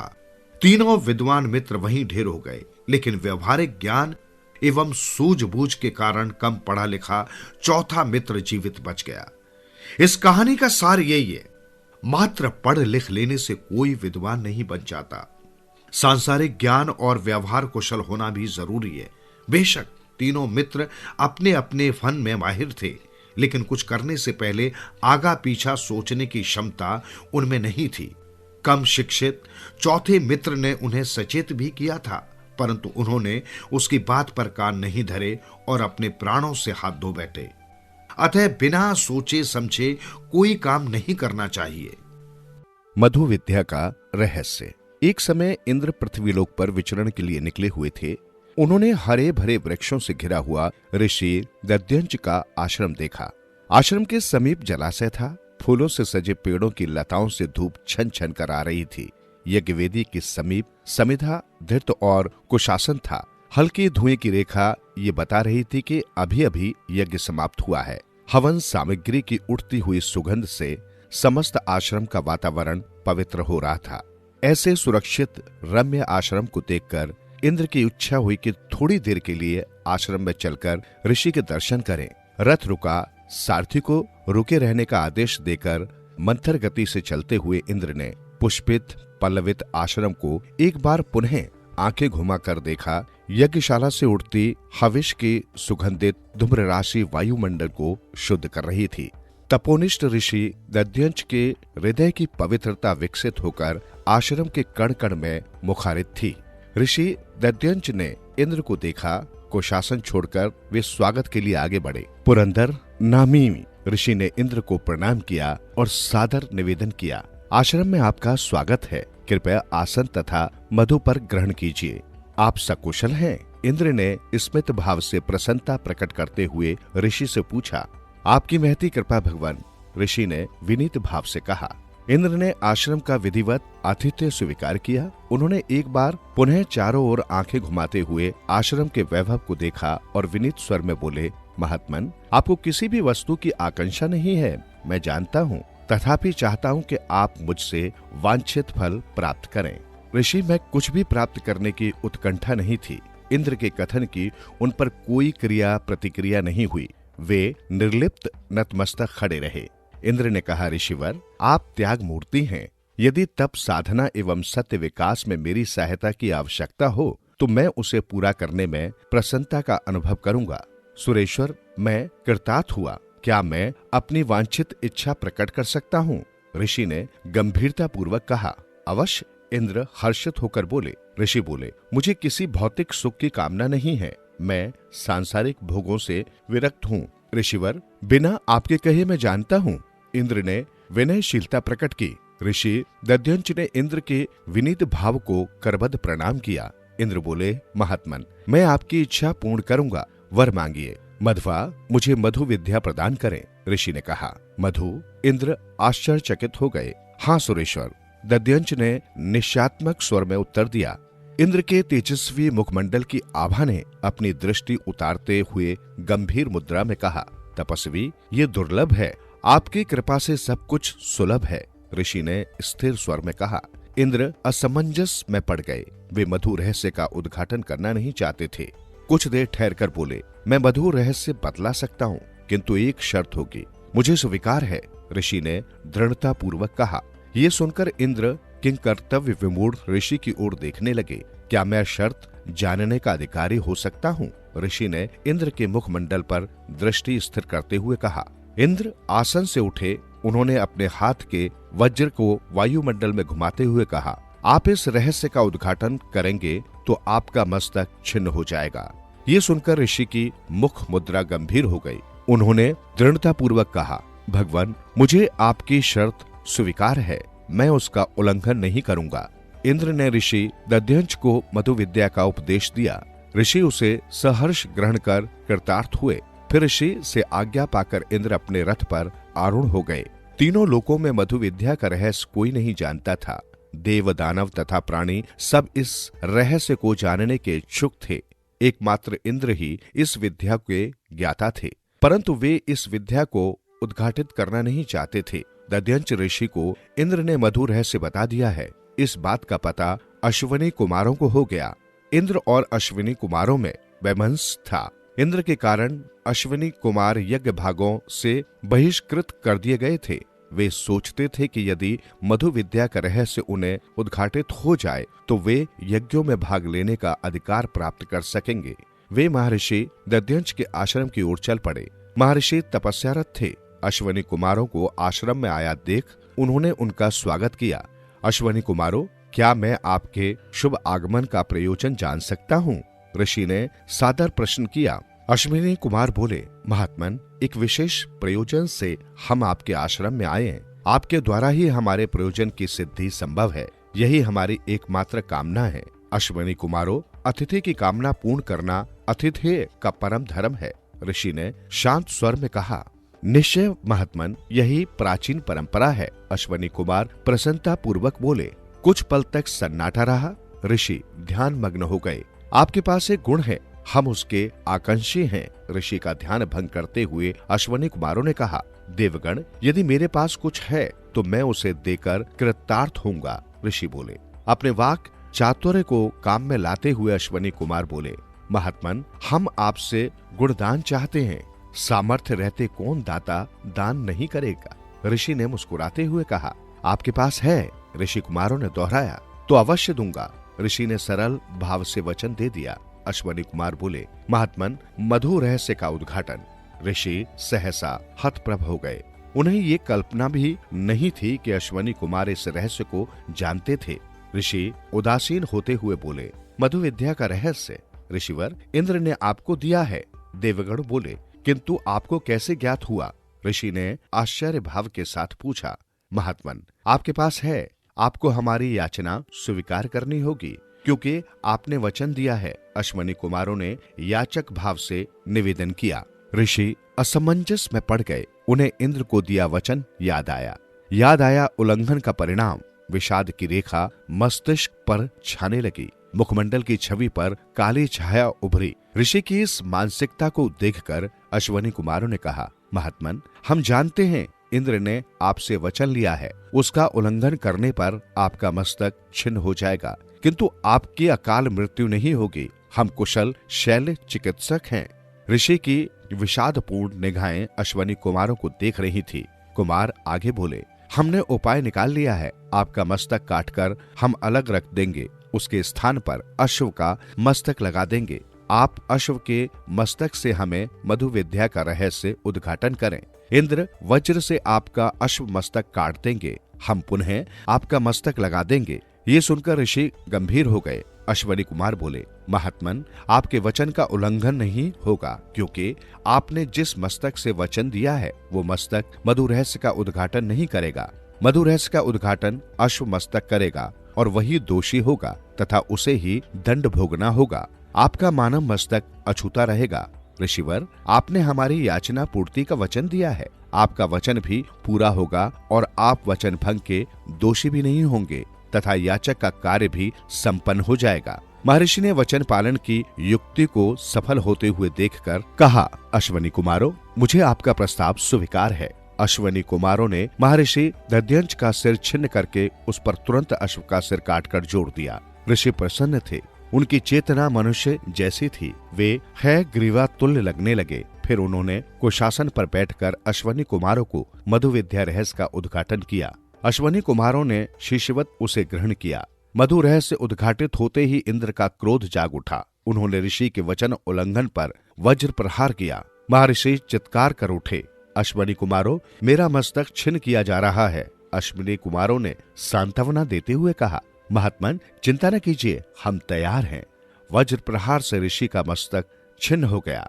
अश्विनी कुमारों ने अविलंब ऋषि के मानव धड़ पर ऋषि का मानव मस्तक रखकर जोड़ दिया। ऋषि पूर्ववत आचरण करने लगे। शल्य चिकित्सक अश्विनी कुमारों के अद्भुत शल्य कौशल को देखकर जगत आश्चर्यचकित हो गया।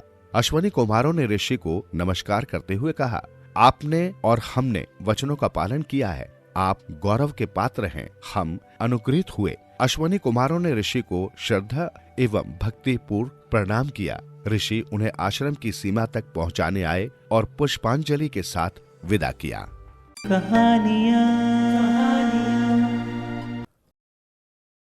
लालची सास।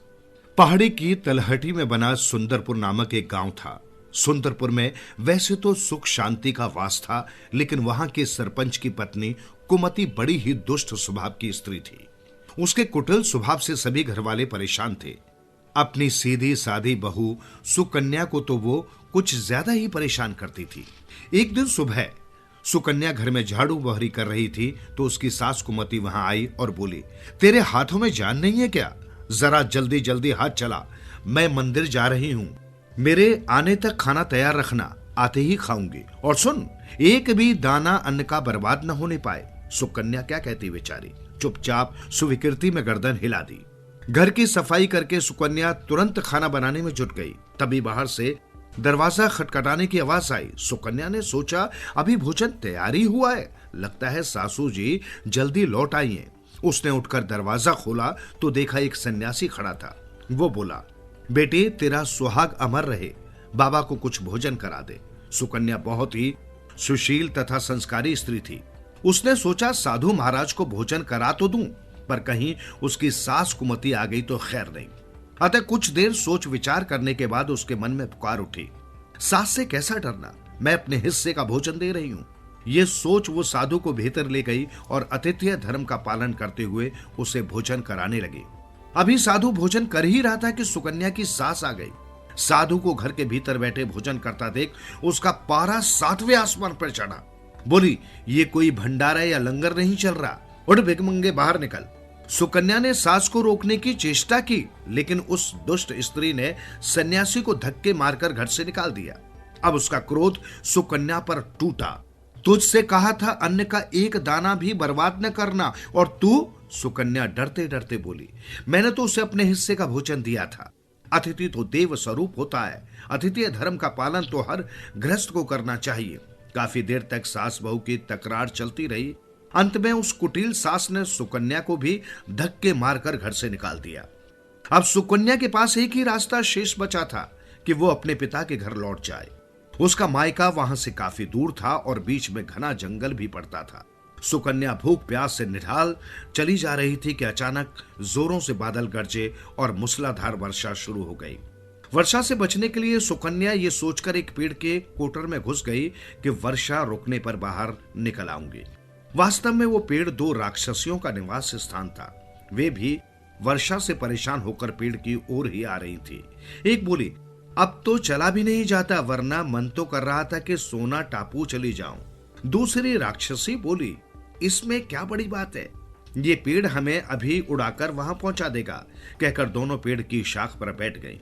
उधर थकी हारी सुकन्या को कोटर में घुसते ही नींद ने आ घेरा था, लेकिन पेड़ के उड़ने से लगने वाले झटकों से उसकी नींद खुल गई। पेड़ को उड़ता देखकर वो घबरा गई। शेष कसर बाहर झांक कर देखने से पूरी हो गई।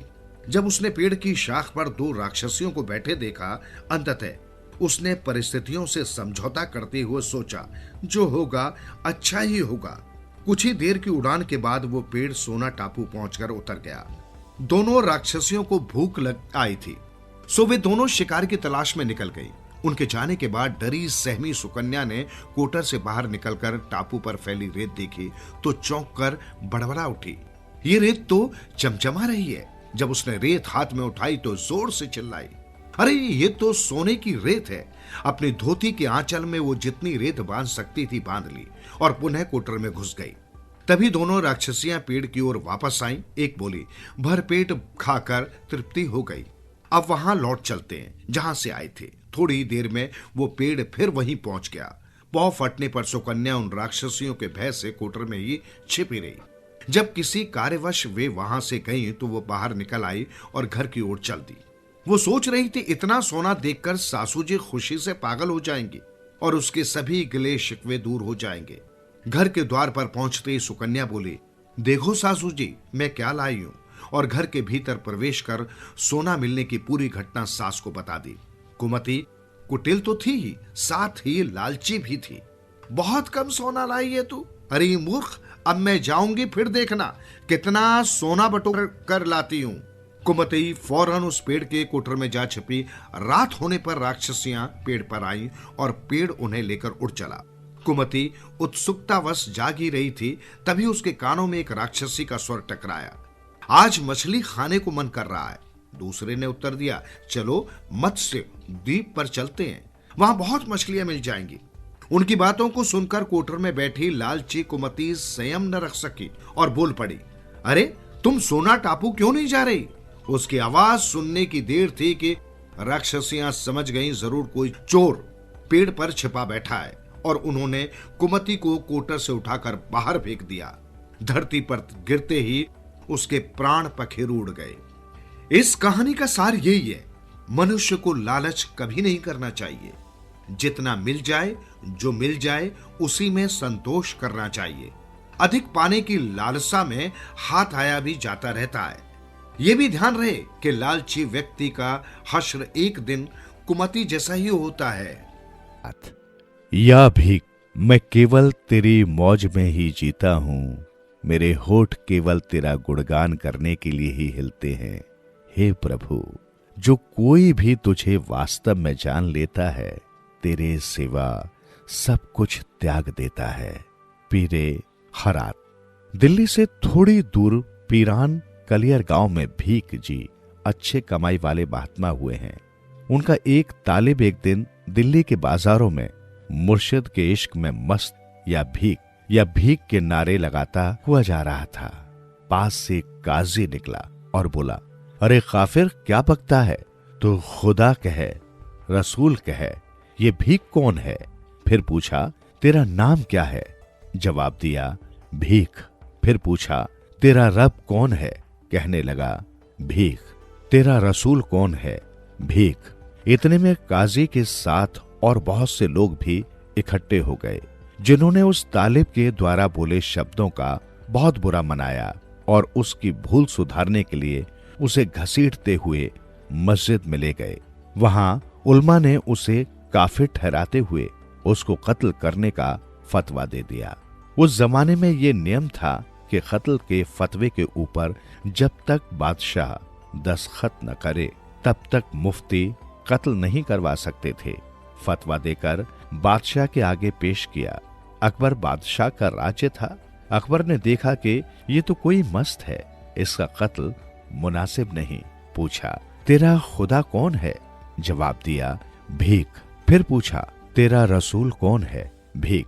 उन दिनों बारिश नहीं हुई थी, बड़ा अकाल पड़ा हुआ था। अकबर ने कहा, अपने भीख से बरसात तो करवा दे। वो बोला, पूछ लूंगा। फिर पूछा, कब? बोला, परसों। बादशाह ने हुक्म दिया कि इसको छोड़ दो। उल्मा कहने लगे कि ये भाग जाएगा। अकबर ने कहा, परवाह नहीं, भाग जाने दो। तालिब ने जंगल में जाकर अपने मुर्शिद का ध्यान किया।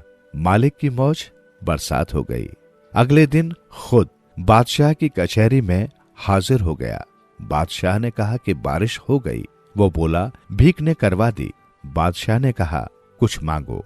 वो बोला, भीख के सिवा मुझे किसी चीज की जरूरत नहीं। बादशाह ने उसका इतना मुर्शिद प्यार देखकर 21 गांव का पट्टा उसके मुर्शिद के नाम करवा दिया और अपने नौकरों के हाथ पट्टा साईं भीख के पास भेज दिया।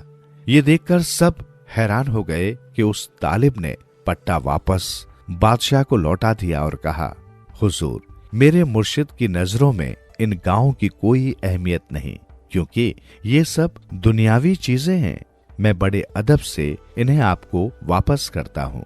अकबर बादशाह महात्माओं की प्रवृत्ति से अच्छी तरह परिचित था, फिर भी उसने अपने कुछ आदमियों के हाथ वो पट्टा भीख को भेज दिया।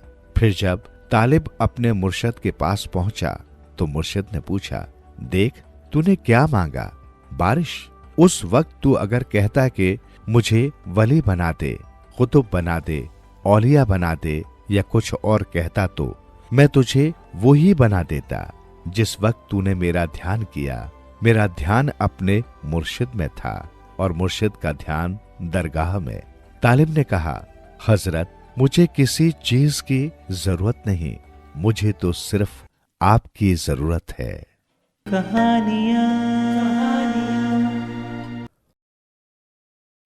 नारद मुनि को अपने घमंड पर हुआ पश्चाताप। एक बार पृथ्वी का भ्रमण करते समय नारद मुनि को उनके खास भक्त ने याद किया, जो नगर का एक सेठ था। सेठ ने नारद जी का अच्छे से स्वागत सत्कार किया एवं उनसे प्रार्थना की कि आप ऐसा कोई आशीर्वाद दें जिससे हमें एक बच्चा हो सके। नारद ने सेठ से कहा कि तुम चिंता न करो, मैं अभी भगवान नारायण से मिलने जा रहा हूं, उन तक तुम्हारी प्रार्थना अवश्य पहुंचा दूंगा और वे अवश्य कुछ करेंगे। नारद भगवान नारायण से मिलने पहुंचे और उन्हें सेठ की व्यथा बताई।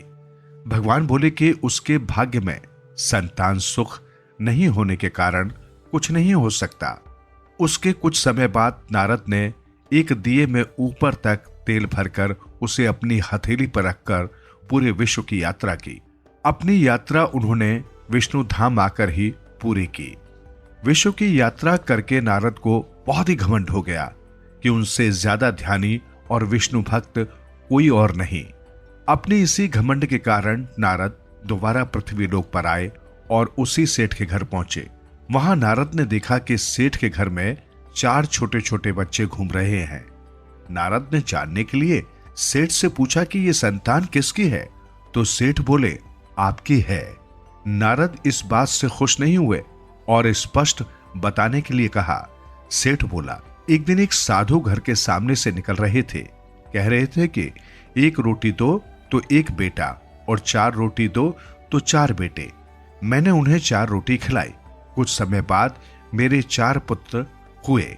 इस बात से नारद बहुत ही नाराज हुए और सीधे ही विष्णु के पास पहुंचे। नारद को देखते ही भगवान अत्यधिक पीड़ा से कहराने लगे।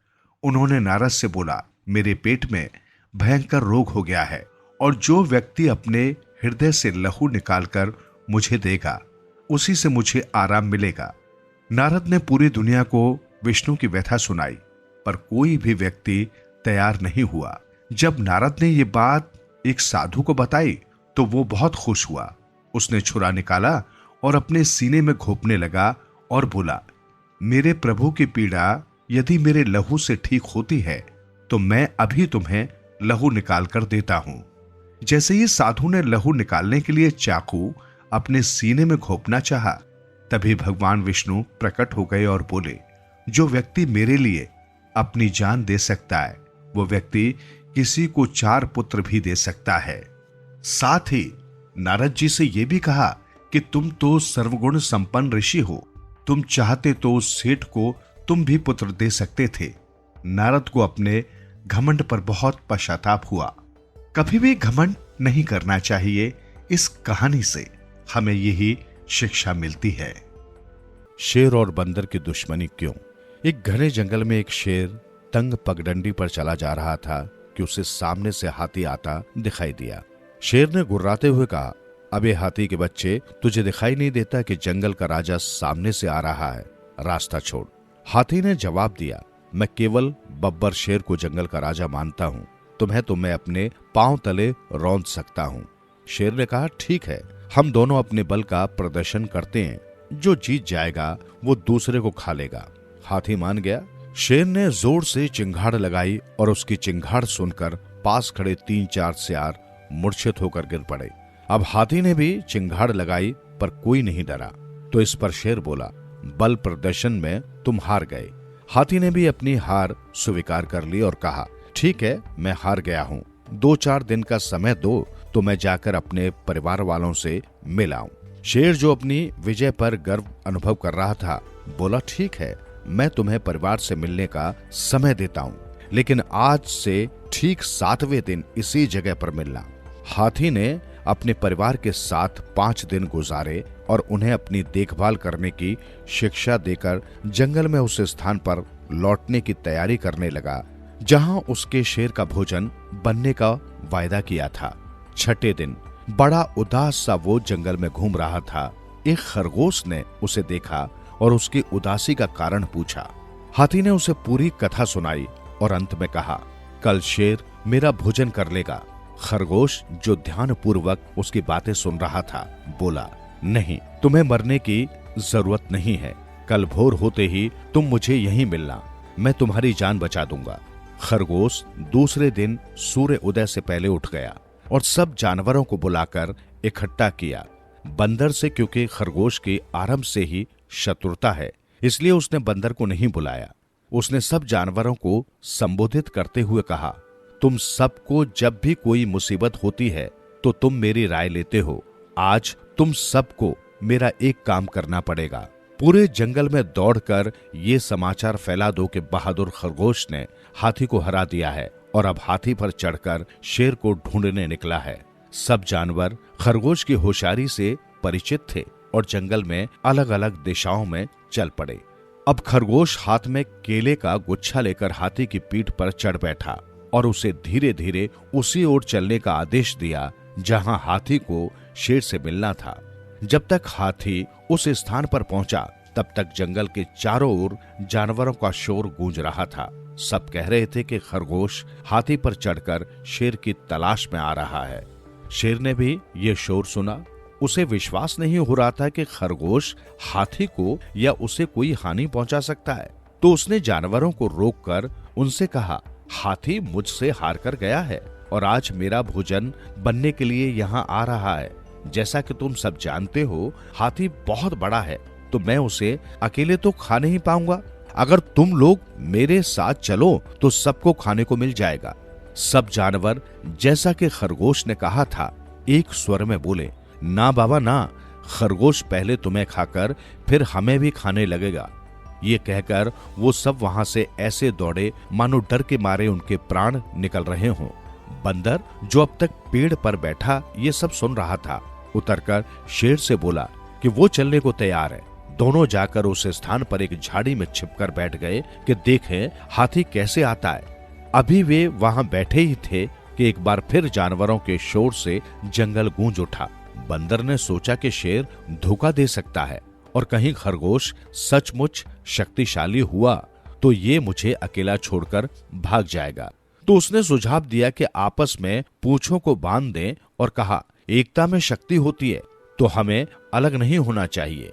शेर भी जल्दी मान गया क्योंकि उसे डर था कि चालाक बंदर उसे धोखा देकर भाग न जाए। थोड़ी देर में हाथी अपनी मस्त चाल से झूमता हुआ आता दिखा। उसकी पीठ पर खरगोश केले छीलकर खाता हुआ कह रहा था, मैं हाथी का मस्तिष्क खा रहा हूं, अब मुझे शेर का मस्तिष्क खाना है। शेर ने केले को हाथी का मस्तिष्क समझा और घबराकर बंदर से बोला, चलो भाग चले।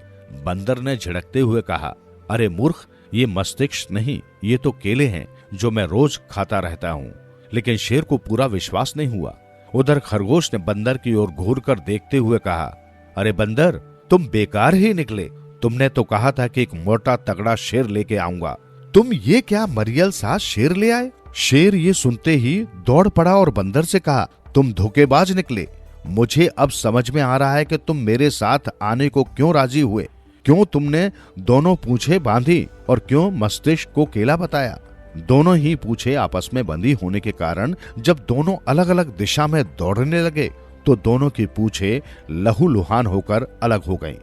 तब से आज तक शेर और बंदर एक दूसरे को अपना शत्रु मानते हैं।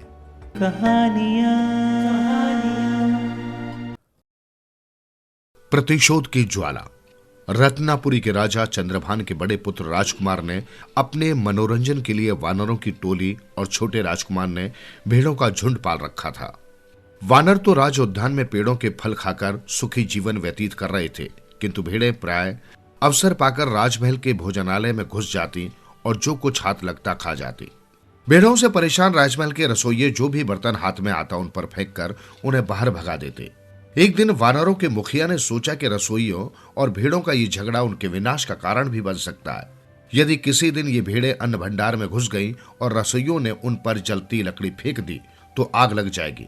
अन्न भंडार से लगी हुई घुड़साल है, आग वहां तक भी पहुंच सकती है और उस आग से घोड़े भी झुलस सकते हैं। यदि ऐसा हुआ तो राजवैद्य घोड़ों के घावों पर लगाने के लिए वानरों की चर्बी को सर्वोत्तम औषधि बताएंगे। ऐसे में राज्य के घोड़ों की रक्षा के लिए वानरों का वध किया जा सकता है।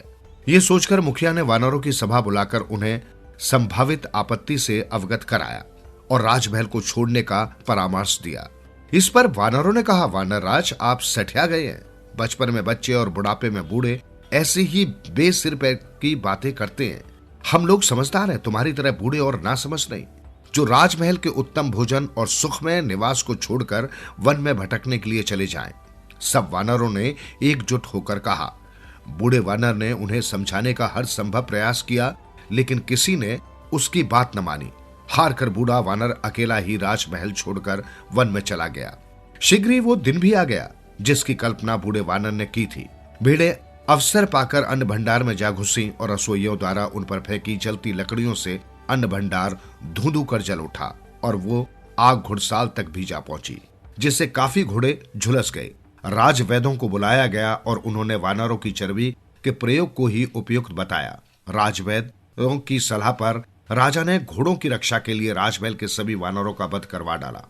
राजमहल से वन में गए वृद्ध वानर ने जब अपने परिजनों के वध का समाचार सुना तो वो काफी दुखी हुआ और ही मन उसने राजा से बदला लेने का निश्चय कर लिया।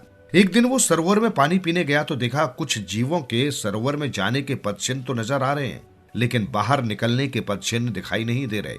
ये देखकर वानर सोचने लगा कि हो न हो इस सरोवर में जरूर कोई खतरनाक जीव आ छिपा है, इसलिए सरोवर में अंदर घुसना मौत को दावत देने के समान है। ये सोचकर अब वानर बाहर बैठकर ही पानी पीने लगा। तभी एक भयानक राक्षस सरोवर में से बाहर निकला और बोला, वानर राज, तुम काफी चतुर दिखाई पड़ते हो। केवल पदचिन्हों से ही तुमने खतरे का अनुमान लगा लिया। तुम्हारी चतुराई से प्रसन्न होकर मैं तुम्हें ये रतन जड़ित माला देता हूँ, इसे स्वीकार करो। राक्षस राज, तुम जल में छिपकर क्यों बैठे हो?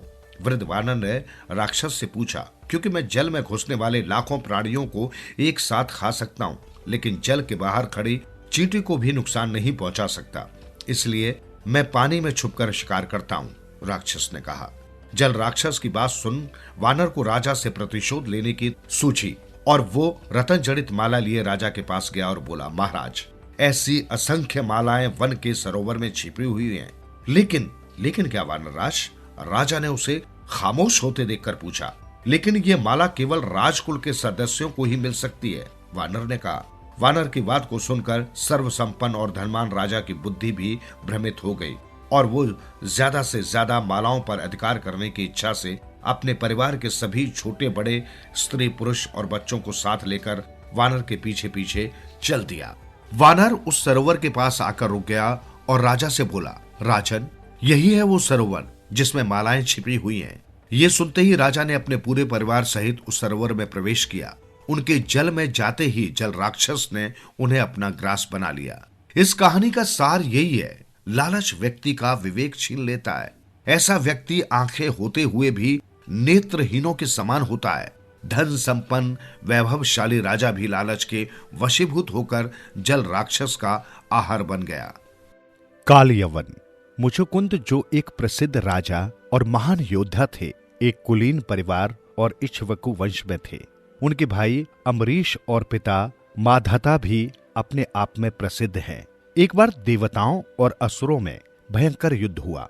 देवताओं को एक सेनापति की आवश्यकता थी और उनकी खोज के फलस्वरूप इंद्र मुचुकुंद के पास पहुंचे। हे राजन, कृपा आकर हमारे सेनापति के रूप में कार्यभार संभालें और हमारे लिए युद्ध करें। ये मेरे लिए सम्मान की बात होगी, देवराज, मुचुकुंद ने कहा और उस नई भूमिका से पूरे उत्साह के साथ जुड़ गए। वे देवलोक में देवताओं के साथ शामिल हो गए और पूरे पराक्रम के साथ युद्ध किया। युद्ध के अंत में वे बहुत थक गए। इंद्र ने उनसे कहा, हे मुचुकुंद, हमारे वास्तविक सेनापति कार्तिकेय, जो शिवजी और पार्वती के पुत्र हैं, आ गए हैं। आपने हमारी आवश्यकता के समय हमारी सहायता की है और वर्षों तक हमारी रक्षा की है। आपकी जो भी इच्छा हो बताइए, मैं उसे पूरी करूंगा। मुचुकुंद को अपने परिवार और अपने राज्य की याद आई। वे युद्ध में इतने व्यस्त थे कि लंबे समय से उन्हें याद नहीं किया था। उन्होंने आशा और उत्साह के साथ इंद्र से कहा, मैं अपने परिवार और अपनी प्रजा को देखने जाना चाहता हूँ। मैं उनके साथ समय बिताना चाहूंगा। इंद्र ने दुखी होकर कहा, हे मुचुकुंद, देवलोक का एक दिन पृथ्वी के एक दिन के बराबर नहीं होता। आपने देवलोक में हमारे साथ कई वर्ष बिताए हैं। किंतु यहाँ का एक दिन पृथ्वी के पूरे वर्ष के बराबर है। इसलिए पृथ्वी पर आपके परिवार या राज्य का कोई चिन्ह नहीं है। मुझे आपको मोक्ष के अलावा कोई भी वरदान देने में प्रसन्नता होगी। यदि आपको मोक्ष ही चाहिए तो वो मेरे हाथ में नहीं है। ऐसा वरदान केवल भगवान विष्णु दे सकते हैं, किंतु मैं आपकी और कोई भी इच्छा पूरी कर सकता हूँ। मुचुकुंद को ये जानकर बहुत दुख हुआ कि पृथ्वी पर उनका कोई परिवार नहीं बचा था। अचानक उन्हें लगा कि वे शारीरिक व मानसिक रूप से थक गए हैं और उन्होंने इंद्र से अनुरोध किया, तब तो मैं केवल सोना चाहता हूँ। देवराज इंद्र, कृपया मुझे शांति की नींद प्रदान करें। ये तो बहुत छोटा सा अनुरोध है राजन। मैं वचन देता हूँ कि न केवल तुम पृथ्वी पर जाकर शांतिपूर्ण नींद का आनंद लोगे, बल्कि जो भी तुम्हें जगाएगा वो तत्काल जलकर भस्म हो जाएगा। सो मुचुकुंद पृथ्वी पर जाकर एक पर्वत पर स्थित गुफा में चैन की नींद सो गए, बिना किसी बाधा के, और इस प्रकार वर्षों बीत गए। इस बीच कालयवन नाम के एक क्रूर असुर राजा, जो यादवों को नापसंद करता था, ने 12 वर्ष तक भगवान शिव की तपस्या की और वरदान प्राप्त किया कि उसे कोई यादव नहीं मार पाएगा। जब मगध साम्राज्य के राजा जरासंध को कालयवन के वरदान के बारे में पता चला तो वो बहुत प्रसन्न हो गया। उसे ऐसे ही अवसर की खोज थी जिसकी 2 बेटियां थी, अस्ति और प्राप्ति, जो मथुरा के राजा कंस को ब्याही थी और अब विधवाएं थी। कृष्ण जी द्वारा कंस की हत्या किए जाने के बाद वे जरासंध के साथ रहने आ गई थी और उसे लगातार प्रतिशोध के लिए प्रोत्साहित करती रहती थी। अब उसे अवसर मिल गया था। जरासंध ने कालयवन से हाथ मिला लिया और उसे संयुक्त सेना का सेनापति घोषित करते हुए मथुरा पर आक्रमण करने और कृष्ण जी तथा अन्य यादवों की हत्या करने का निर्देश दिया।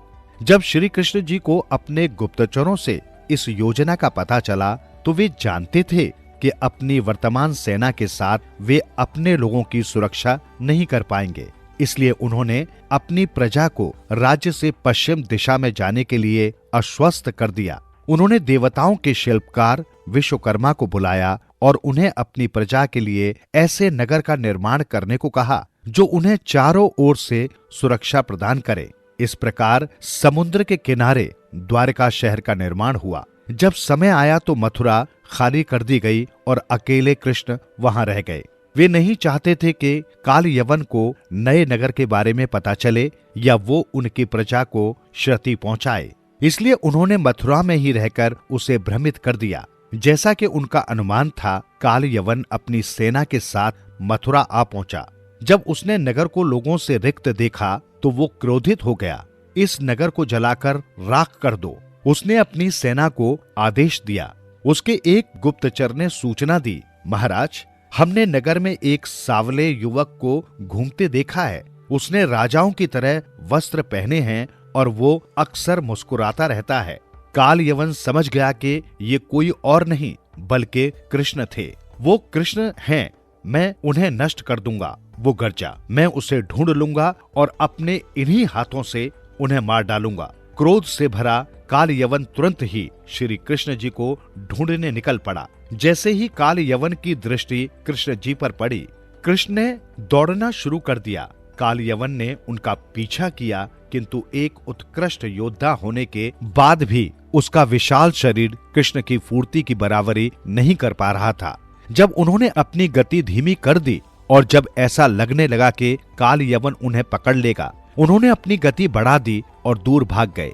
इस प्रकार श्री कृष्ण जी ने कई बार पकड़े जाने का यह भ्रम पैदा किया, जब तक कि कालयवन बुरी तरह थक नहीं गया। तभी श्री कृष्ण एक पर्वत के पास पहुंचे और उस पर चढ़ना आरंभ कर दिया। कालयवन भी पीछे पीछे चढ़ने लगा। कुछ ही देर बाद श्री कृष्ण ने एक गुफा देखी और तेजी से उसमें प्रवेश कर गए। कालयवन भी उनके पीछे उस गहरी गुफा में घुस गया। कुछ पल बाद उसने गुफा के एक कोने में एक लेटी हुई आकृति देखी जो सिर से पांव तक एक चादर से ढकी थी। ओ कृष्ण, मैंने तुम्हें देख लिया है। अब मैं तुम्हें पकड़कर महाराजा जरासंध को उपहार में दे दूंगा। कालयवन ने हंसते हुए कहा। उसने आकृति को जोर से लात मारी, किंतु उसमें कोई हलचल नहीं हुई। फिर कालियवन ने चादर खींच ली।